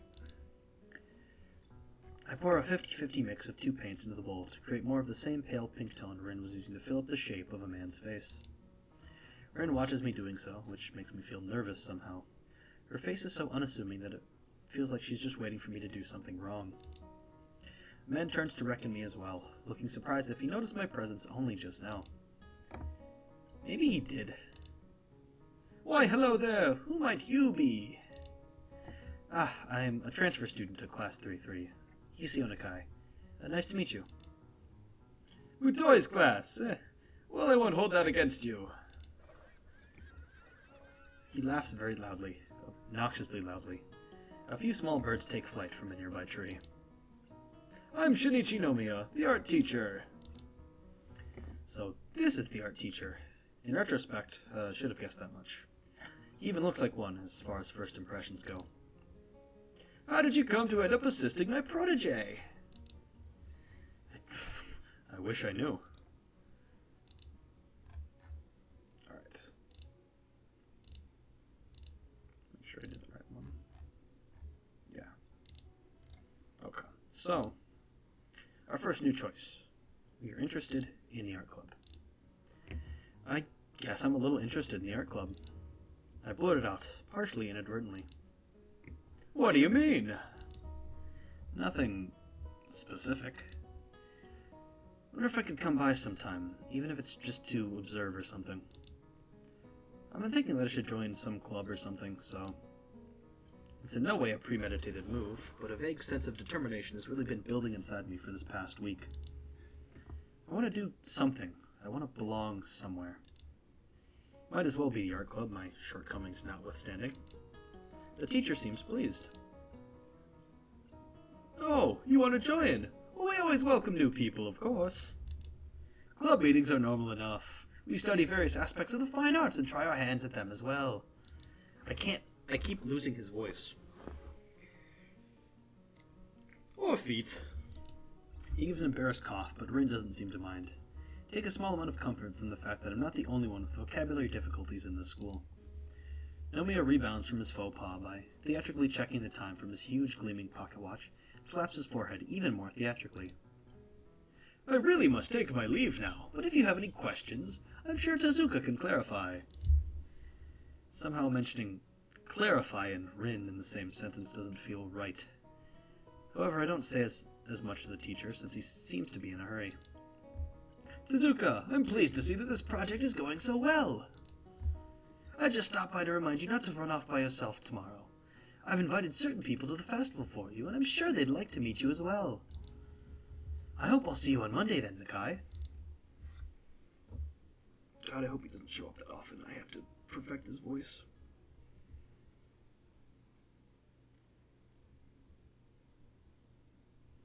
The teacher leaves, and we're left by ourselves again. Rin is still painting as if nothing notable happened. Since nothing in fact did, I'm left wondering what on earth is wrong with me. Art and I haven't worked well together in the past, at least judging from the grades I used to have in middle school. Maybe a club will be different than an obligatory class. Who knows? I try to come up with something meaningful to ask about it, but to no avail. I'll just go to a club meeting and see how it goes. So he invited some people tomorrow to check out your painting? He has a lot of art people friends. They like to talk about art. I think he wants me to talk about art with them. Somehow I get the feeling you aren't too thrilled about it. Rin shrugs noncommittally, but it still gives an impression of her general displeasure at the idea of having to discuss her painting, or any painting, with other people. I don't really like talking about art. It is already a way to talk without talking, so why bother talking about it? I can understand that. It's like being bored and talking about being bored, because you are bored. I'm not following you. You ever talked about being bored? It's pointless and not very exciting. All you can really say about it is, I'm so bored.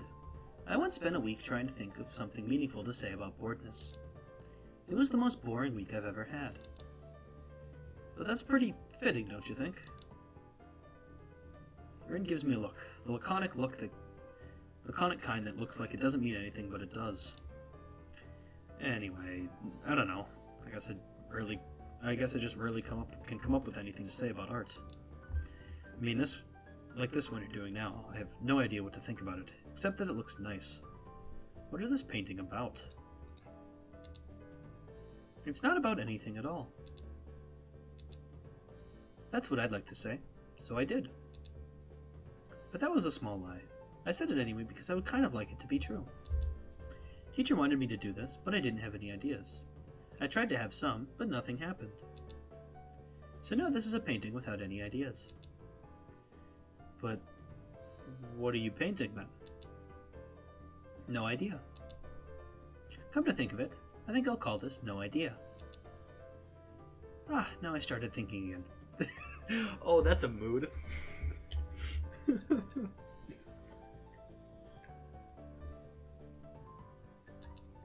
Oh, if that is not a mood.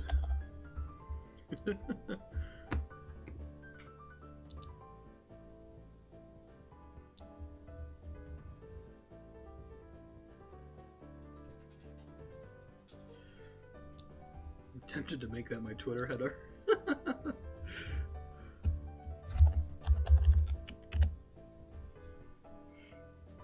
I might just make that the thumbnail.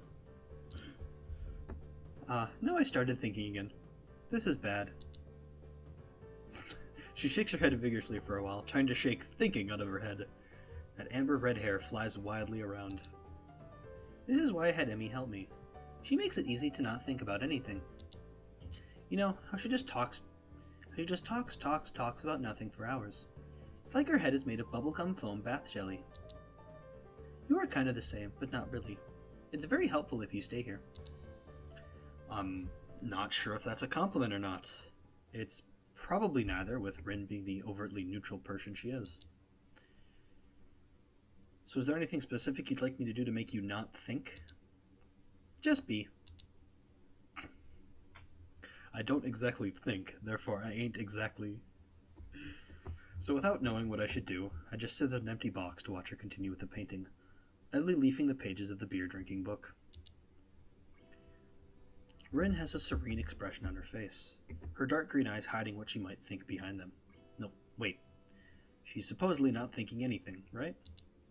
She quietly hums to a tune, interrupting every now and then with a polite request for more paint or another kind of brush. Her concentration is admirable, even though she seems to be sleep-deprived and under pressure to finish the job.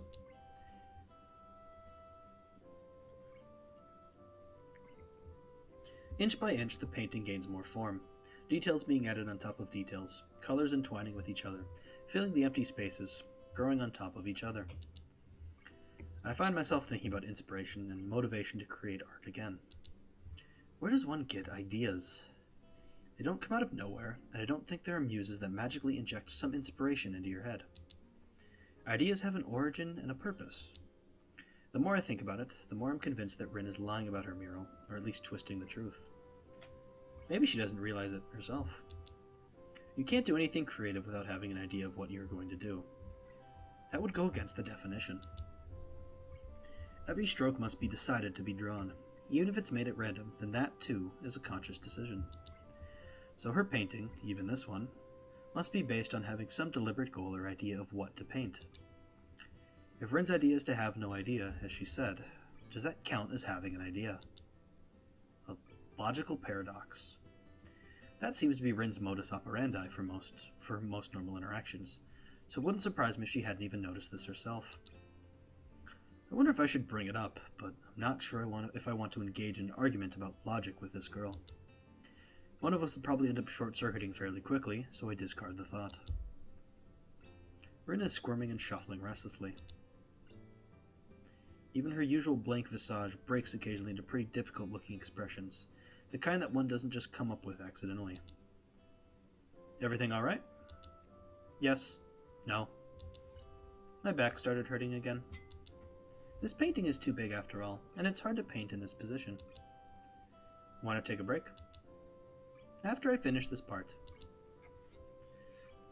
Of course, she doesn't take a break, and I don't bring it up again. God damn it. And I don't bring it up again, because that would be completely and utterly pointless. Rin continues her work, and I stay with her. I like to watch her paint, and I'm going to be a member of the same club she's in now. When she declares the mural to be finished, it's already so dark that I have no idea how she can tell. There's no celebration, no general sense of a job well done. Just a tired and laconic, I'm done, and then we both go to sleep.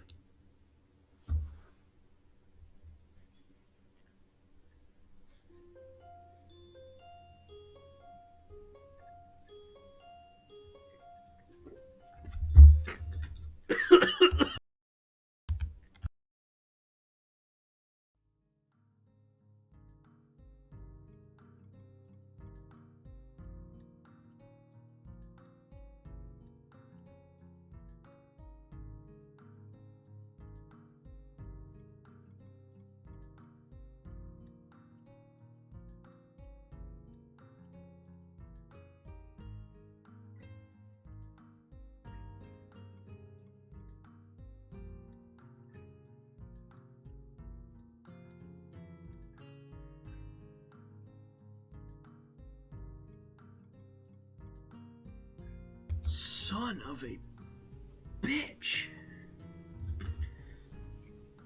I just had water go up my nose when I was drinking it. Ugh. That'll do great for my reading abilities. The next day I wake up feeling a little lightheaded. It's almost noon already.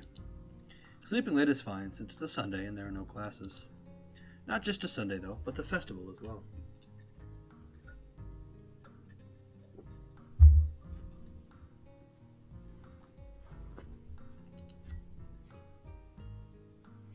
From my window, I can already see some people at the soba booth slinging noodles onto plates for people with a craving for low-quality food. I throw back a handful of my morning meds and ponder how to spend the day.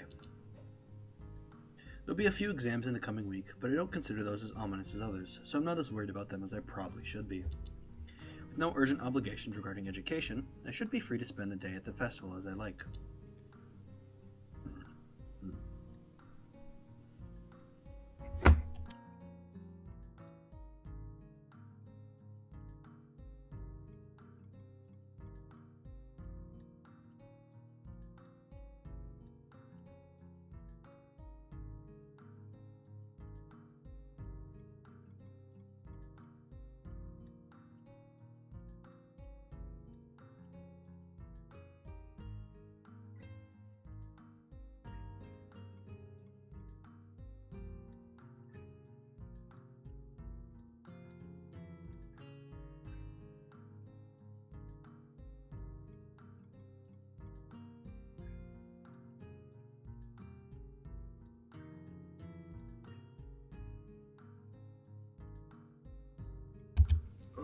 hopefully I feel a little bit better after that, so...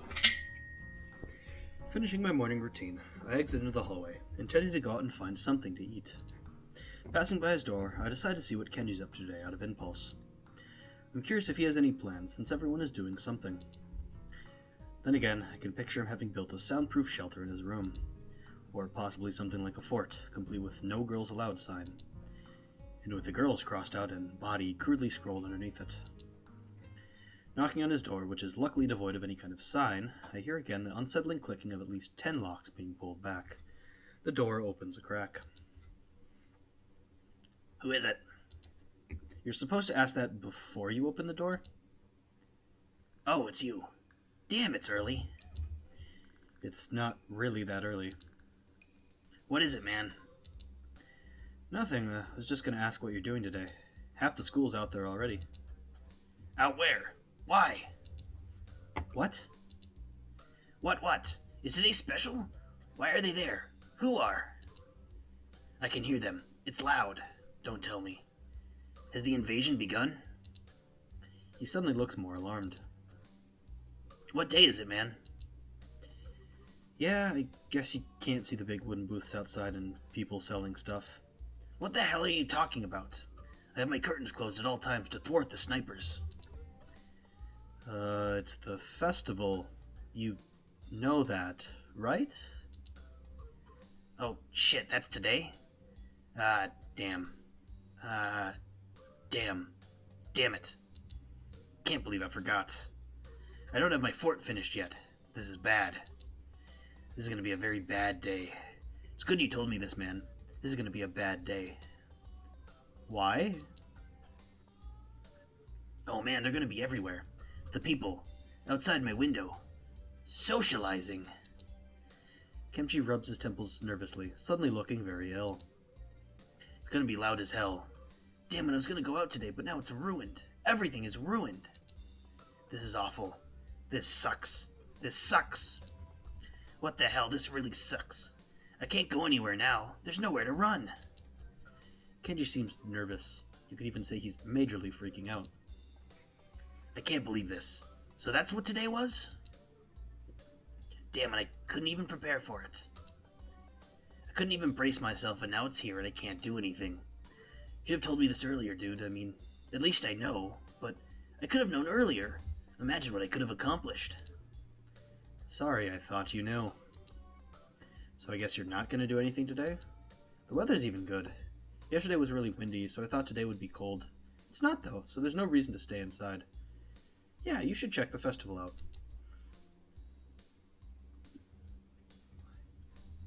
Kenji groans and covers his face with his hands. No, I can't do that. They'll eat me alive out there, I know it. That has to be a joke, but he said it with such a straight face. Relatively straight. What are you gonna do? We can hang out in here, you can help me build my fort. We might still make it if we work together. Well, I joined the art club, so I guess I'll go with them. You did what? I joined the art club. Man, that was a bad move. Really bad. You know what kind of girls there are in the art club. Troubled, angsty cuties who tear your heart out and eat it raw. Well, I know one art club member, and I don't really see Rin becoming a psychotic murderer. That seems unlikely. Don't say that. Don't fool yourself. You have no idea what you're dealing with here, man. They are the worst kind. They'll drag you into all this fancy-pantsy shit, and when you least expect it, bam! Bam what? Kenji seems slightly fazed at my skepticism, but not any less loony. It doesn't matter. Tread carefully, man. Tread carefully. He fingers his scarf nervously, faster and faster like he's trying to start a fire, and slowly begins to calm down once the panic attack finishes running its course. I'm gonna have to find some place to hide in, a safe haven, and then knock the lights out of myself so that I don't have to experience this horrible day. I have the perfect thing for it. I must prepare now. Don't go to the festival. Okay. Later, dude. The door slowly closes with a low creak, and I don't know how to feel about what Kenji just said.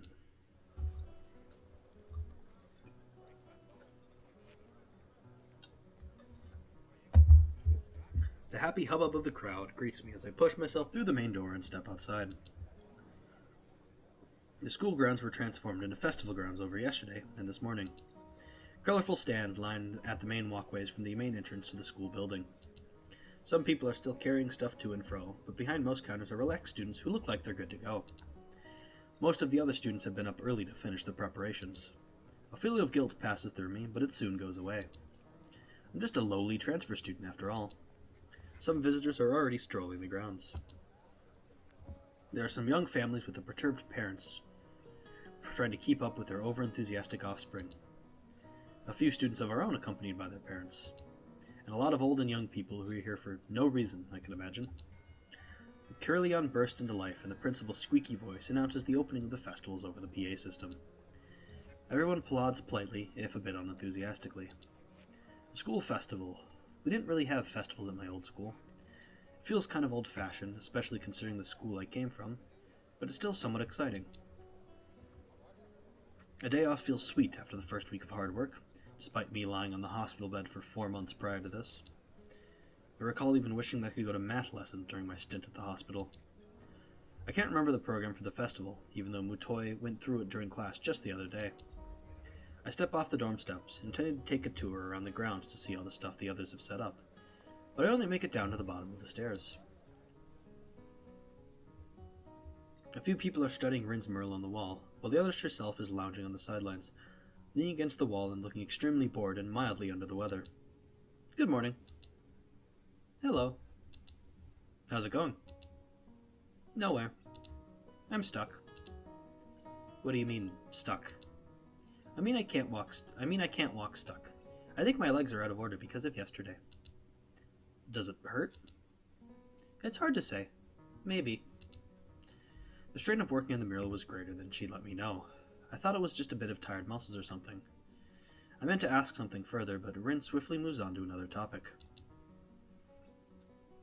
Teacher's friends came by. Then they headed into town for lunch and asked me to go. It was a good thing my legs hurt so much. But you're stuck sitting there? That's not good. I'll just wait till I can walk again. It should be either sooner or later, if you think about it for a while. Teacher was happy that I finished the mural. He should be. But I wonder if it's finished after all.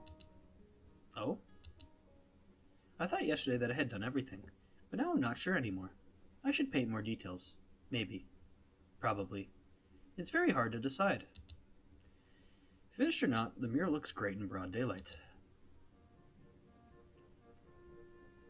Various human body parts, repeated over and over in a widely mutating, most disfigured variety, are the main element.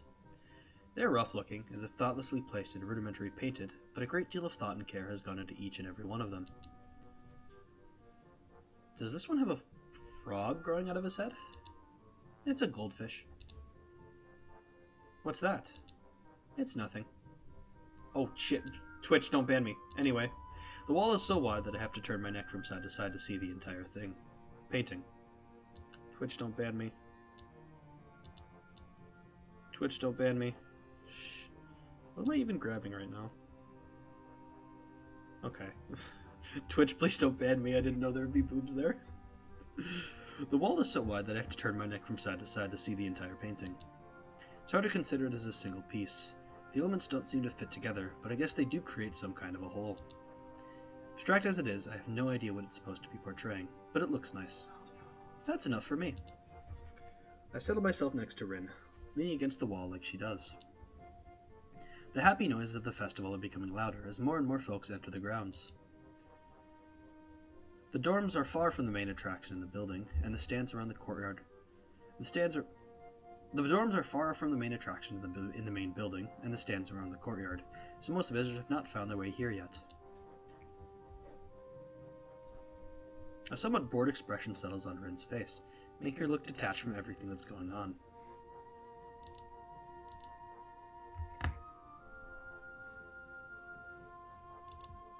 She's being awfully quiet. I wonder if she's in pain. So what do the art people say about your mural? My question wakes Rin from her daydreaming. She lazily turns her face towards me.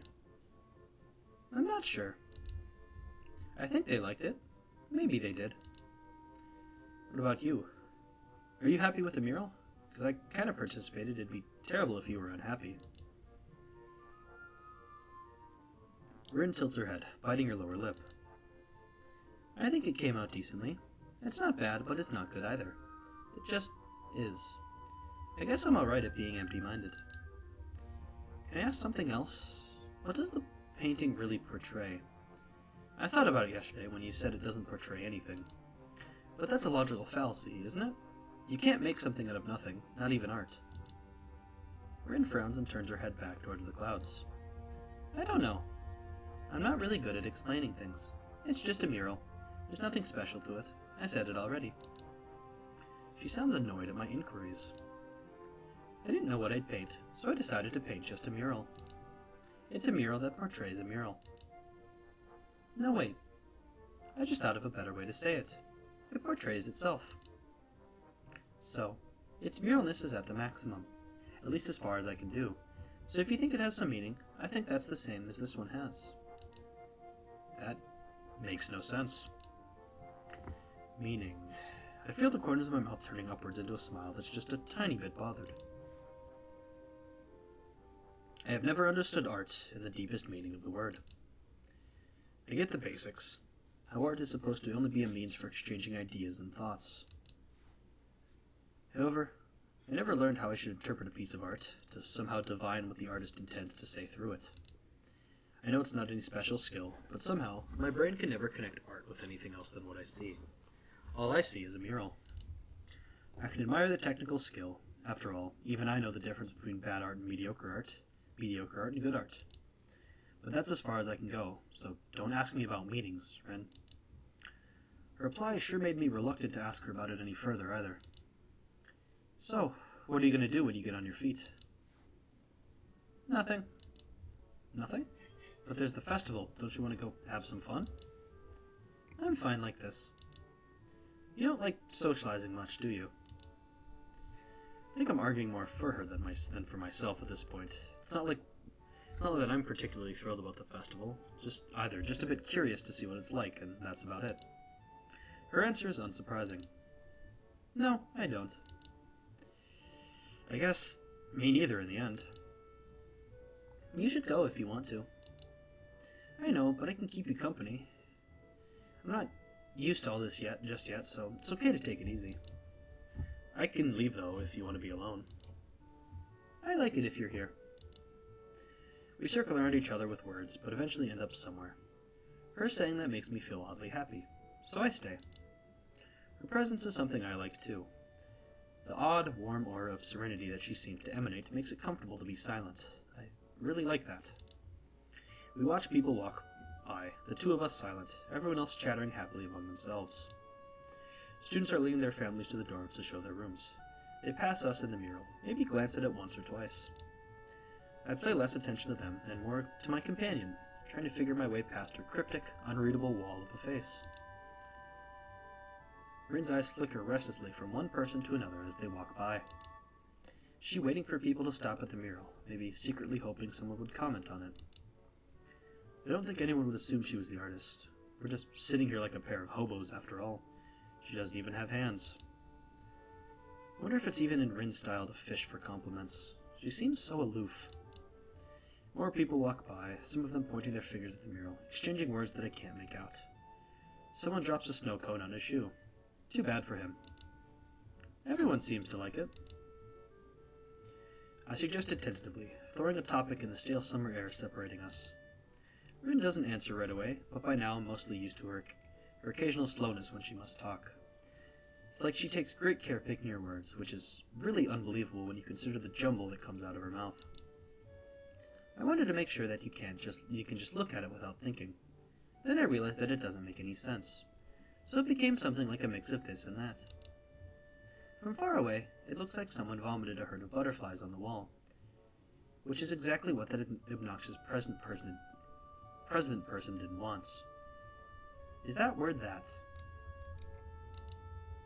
What word? That. What is the word for more than one butterfly? Butterflies? No, like a herd, or a school, or a heap. Oh, I don't know.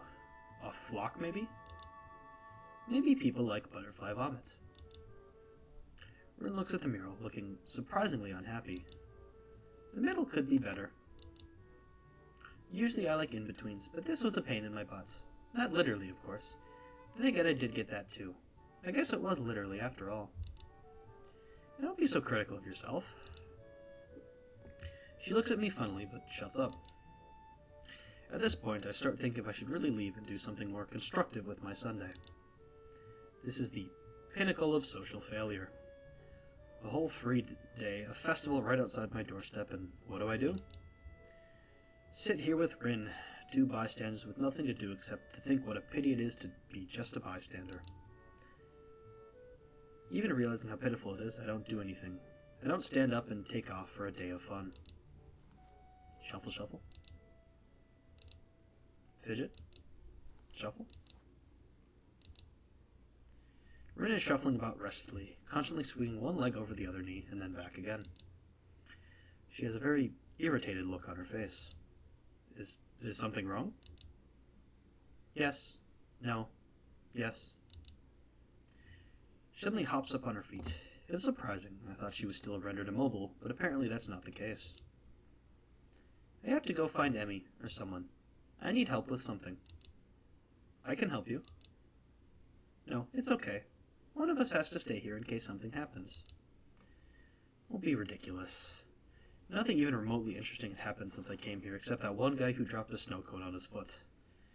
Let me help you, since I'm bored. So what is it? Rin's lips flatten tightly against each other into an almost perfectly horizontal line. She closes her eyes and draws in a deep breath. When she opens her eyelids, the frighteningly stern look in her dark eyes takes me aback. Hisio, you may not want to hear this, or maybe you do. I don't know. But it doesn't matter, and even if it did, you are not leaving me any choice.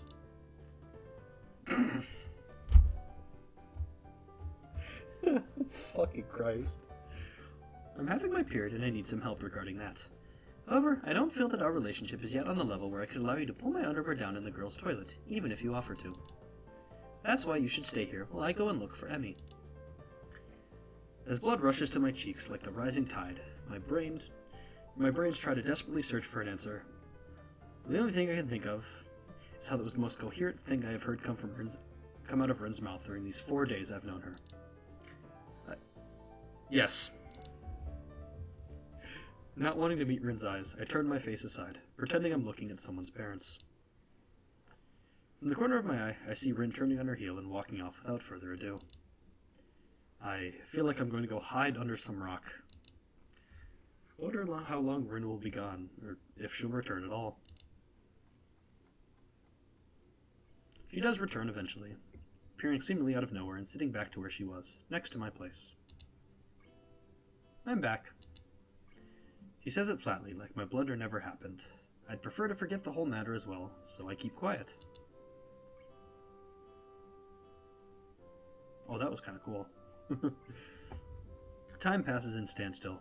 The sun gleams from high above the main building. It hits me directly in the eyes, but I just squint instead of moving. In a bit, it becomes painful to keep my eyes open just a little, and my temples start aching. My head hurts. I think this day gave me a headache. Can you believe it? Are you hungry? How is that related to headache? It's not. I ask because I am. Her oblivious seriousness melts my irritation with its ridiculousness. I find the corners of my mouth turning slightly upwards again. You know what? So am I. I'll go get some food for us. What do you want? My treat. Doesn't matter. Returning with the food, I give one portion to Rin, taking the other for myself, and we dig in without a word. Rin looks upward, fork hanging out of the corner of her mouth. What are clouds? I always thought they were thoughts of the sky, or something like that, because you can't touch them. You thought like that when you were a kid? No, last week. Maybe because sometimes my head feels full of my thoughts feel like clouds, fluffy and white and slow. Like the sky was in my mind. Like my mind was the sky. The sky of your mind? Close your eyes and think of sky. You won't be able to think of anything else until you stop. I try it. It works. Magic? Opening my eyes, I see Rin studying me with her eyes. It feels uncomfortable because she doesn't say anything. I turn away. Clouds are water. Evaporated water. You know, they say that almost all the water in the world will at some point of its existence be part of a cloud. Every drop of tears and blood and sweat that comes out of you, it'll be a cloud. All the water inside your body, too. It goes up there sometime after you die. It might take a while, though. Your explanation is better than any of mine. Because it's true. That must be it. I carry on eating the food before it gets cold. The wall offers a bit of blessed shade as the sun revolves around the dome of the sky. But the afternoon is already slowly making way for the evening, so our lunch becomes more of a dinner. Or whatever the word is for an irregular meal like this. Despite what I would decide to call it, it certainly hits the spot. I haven't eaten a bit since forever. My appetite filled, I let out a satisfied sigh. Rin hasn't eaten all of hers, but seems to be done with her food as well. I lean back, taking in the atmosphere. The crowd has thinned already, but the activities are still going. Everyone seems to be enjoying themselves. Why not? It's warm, the kind of perfect summer day when it's hot but not too hot for comfort. The sun will set soon. Time really has flown by. We've been sitting here for 6 hours. Yes, we have. Do you want to do something else now? No, not really. Me neither. She adjusts her position and leans against the wall, and I follow her lead, relaxing my own body. For minutes on end, we sit there, without saying a word. I'm trying to feel Rin's mood from her demeanor, the tension of her muscles, the tiny expressions fleeting on her face. It's no use. She's unreadable as always. The crowd swells to and fro, people happily chattering with each other. Very few people pay real attention to the mural, and even less to us. I fiddle with a few odd pebbles absent-mindedly. The act of doing something just for the sake of doing something, the pinnacle of idleness. Inch by inch, the sun creeps lower and lower towards the tree line, changing the color of the sky close to the horizon from golden yellow to orange and red as the moment of sunset draws near. I feel like my stomach is filled with lead after eating so heavily, but the brick wall feels surprisingly comfortable against my back. I try to fight against the drowsy feeling that is overwhelming me, to no avail.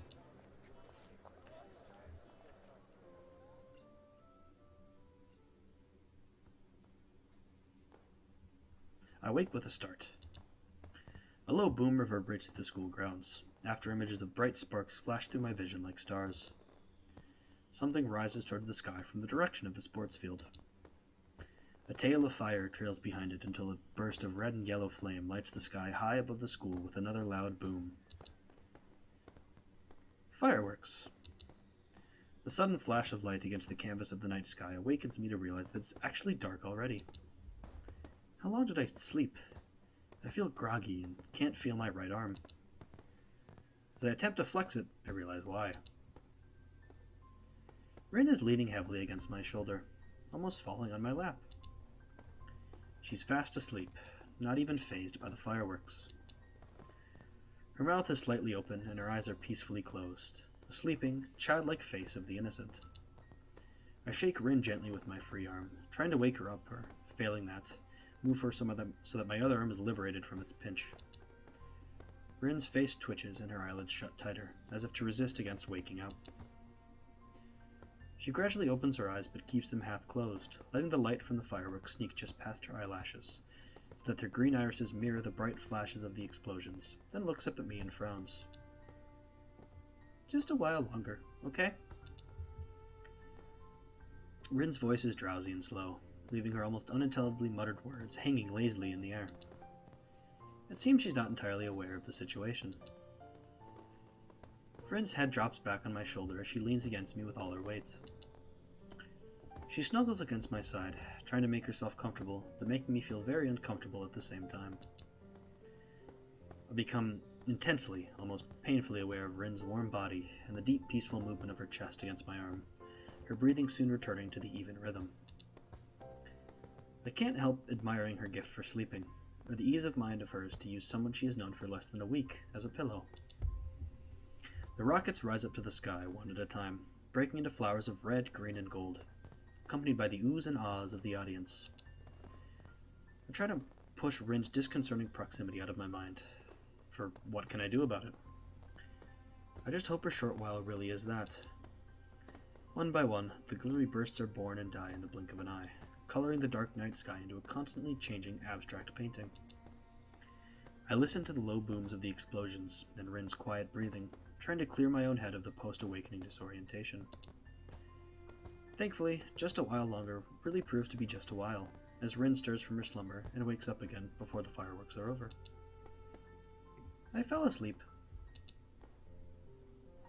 She finally opens her eyes completely and blinks a few times. You fell asleep on top of me. Twice. You didn't like it? Well... Despite the inconclusive stammering, Rin sits upright, drawing herself away from me. Well, you are heavy. It's a lie, she weighs next to nothing, but I have to get a jab back at her, even if it's under the belt. My mock protest fails to draw any reaction as Rin's attention is drawn upwards to the flashes of the fireworks. She seems hypnotized by the colorful play of the explosions. A slight tingling sensation goes up and down in my arm as blood starts to circulate again. It's unpleasant, but it helps me to get rid of this dizzy feeling. More and more rockets rise up to the sky, the bright colors of their explosions reflecting from the clouds. Both of us stare at the fireworks fixedly through the canopy of the trees, enthralled by the show. We would get a vastly better view of the sky if we moved even a couple yards, but neither of us bothers to even suggest it. I really do like fireworks, even though looking at them makes me feel kinda sad. I think. It's like they want you to look at them so bad that they are loud and bright, but when someone looks, they're already gone. It's like they weren't even real. They are real, I can tell you that. All of this is real, you know. If you think about it, nothing really lasts for long. Even something like my life or yours is just a blink of an eye in the history of everything. Like one of those rockets. Poof, and we're gone. But we're here, aren't we? Yeah, this is reality. Rin sitting next to me, the loud bangs of the fireworks, the vast unlimited sky. These things are definitely real, even though they won't stay here forever. I feel warm inside, and I wonder if it's because Rin is so close to me, or just the feeling of being alive. I don't really know what I should say next. It's alright. Maybe I'm just talking to myself. You know, fireworks are pretty. But in the end, isn't it somehow silly to spend so much money on a fraction of a second worth of pretty sparkles? Rin rips her gaze off the still ongoing spectacle and leans backwards, looking at me with a repulsed face. Wow, I never expected you to be such a cynic. Cynic is a pretty harsh word. Rather than that, I think of myself as a realist. Isn't a realist just the word for what a cynic calls himself? The final rocket goes out with a bang of silver and blue, leaving the grounds eerily silent for a moment, till the crowd starts moving towards the main gate like a cattle herd. Wisps of gray smoke drift towards the dorms from the sports field. The pungent, sulphurous smell of gunpowder it carries along feels like it sticks to my hair and clothes. Was that it? I think so. I stand up and stretch my sore back. Sleeping against a brick idea wasn't such a good idea after all. Rin stands up as well and turns to face me, with an expectant gaze on her tired features. Though she seems to have trouble focusing her eyes, she's looking straight at me, something I feel has not occurred too often in the past week. So... I suddenly realize we have been almost on a date here, as if by accident. Even if we did nothing. But it wasn't, so why is blood rushing to my cheeks and my speech stammering? I don't know what I should say, especially since it seems Rin is waiting for me to say something, but luckily she solves my problem for me. Good night, Isao. She gives me one more lingering look, measuring me from tip to toe, turns around on her heel, and skips off, disappearing into the crowd. Okay. Good night. I'm left standing there, giving my response to the cooling night air. The festival turned out to be nothing like I expected. I ended up spending all day in one spot with Rin, even though neither of us agreed on nor suggested that we do anything. I just didn't have anything better to do, and evidently, neither did she. Rin's warmth lingers for a while longer in my body before disappearing into the falling night.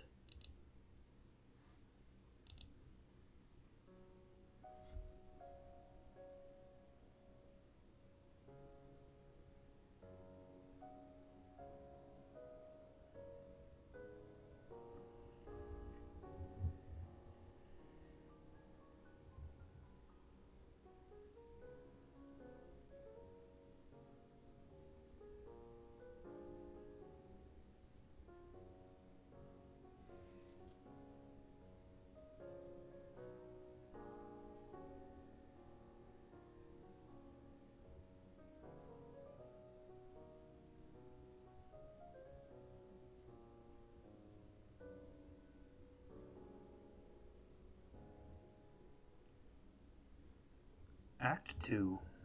Disconnect.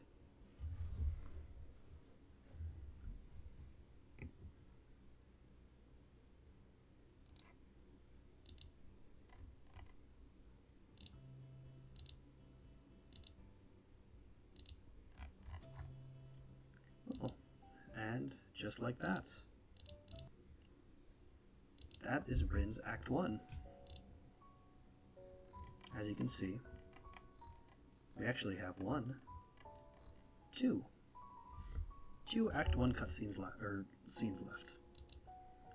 But we have started Rin's route. Actually, shorter than I think any of our full route streams have been. Mostly because I skipped a lot of it. Because we've seen a lot of that like 2 to 3 times. If we go and look at here though, it was page 6.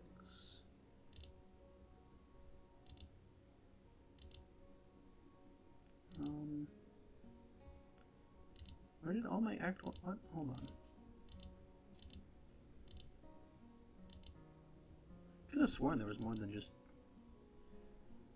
Oh, I wonder. But yes, that is, Miss Rin Tezuka. It looks very simple on the surface, doesn't it? But you could probably tell. It's weird, I thought that actually would have been... Oh well. Yes, that was Rin.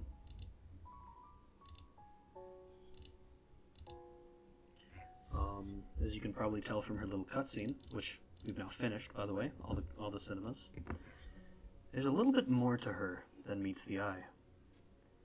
Very vague and left up to interpretation, at least to start with. Which makes sense. She is an artist. Can't exactly expect all that much to be just given to you straight out, so...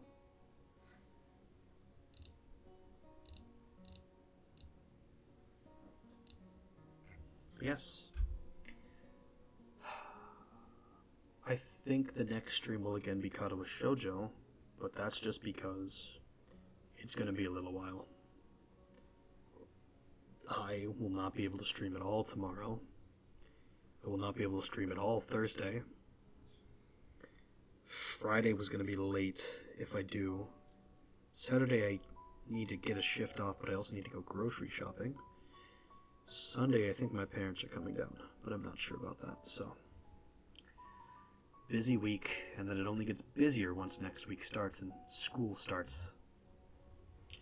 Starts on Tuesday, but so Monday is my free day, but I probably have to work. But we're in the final stretch. We are close to completing Katawa Shoujo. Very close. It should be Act 2, Act 3, Act 4.